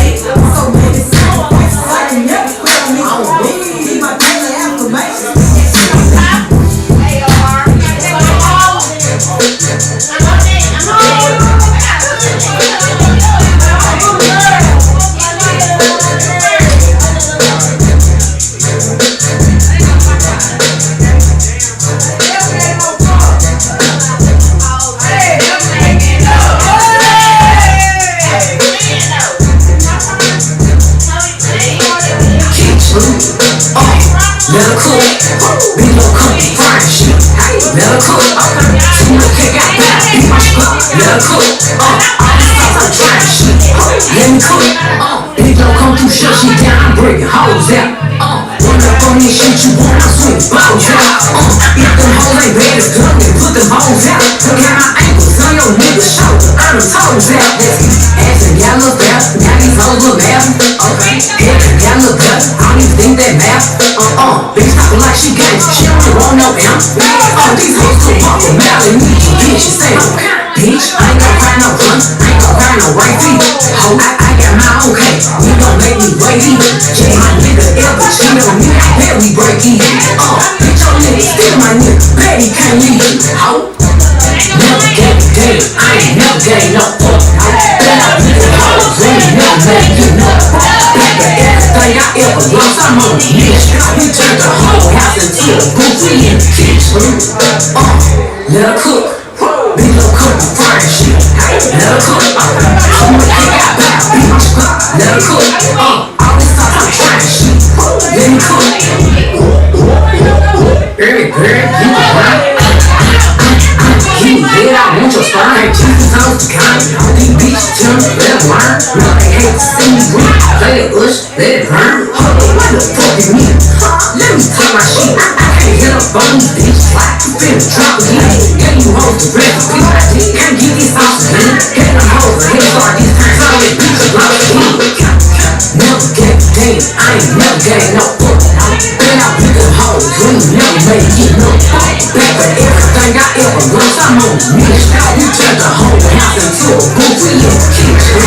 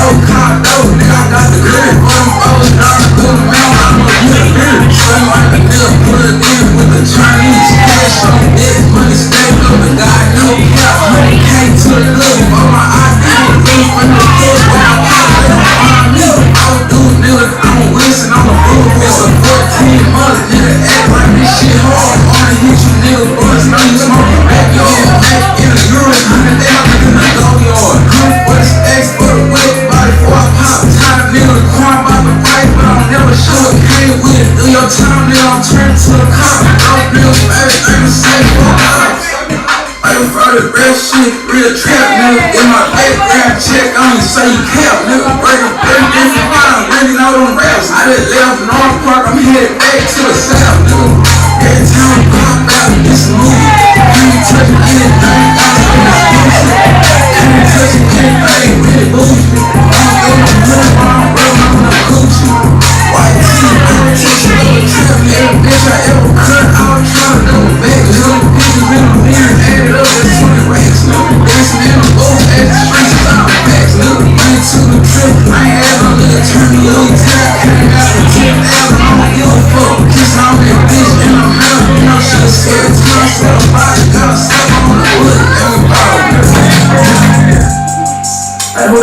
right there. That's your thinking. And tell them move a little closer, like can't focus on the neighbors, y'all gotta respect it. Trap road, it's jumping like a jumping jack. Money fold, dope soul, can't get money back. I got that house in the streets, make them say run it back. I'm at the show with dog shit, this ain't no dumb stack. Really wanted out the mud, you just don't understand. Getting a buzz in my city was part of the plan. I'm at the mine, wanna peak, I be looking fans. Niggas around the rock away, shit I don't understand.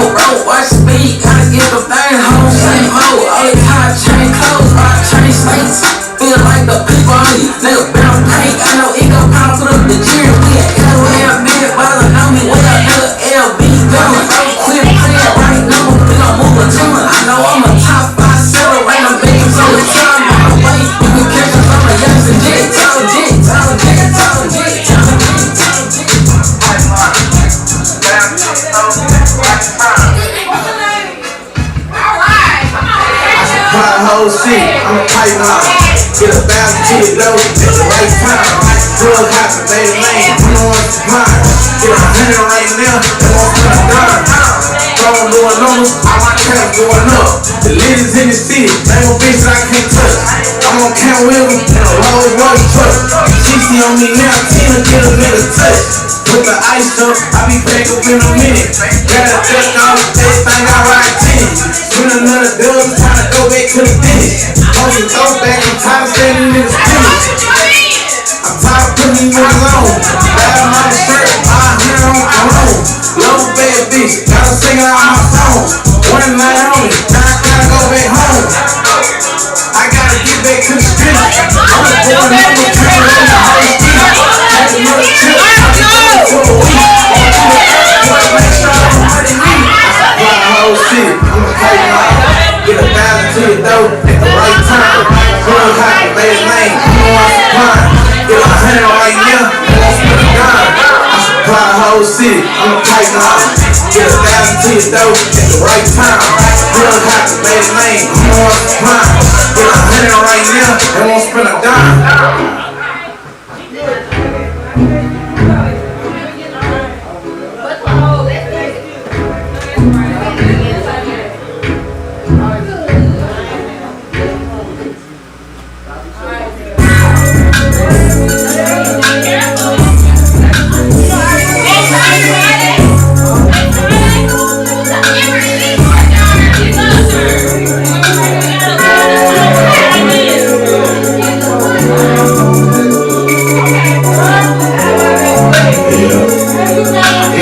Yeah.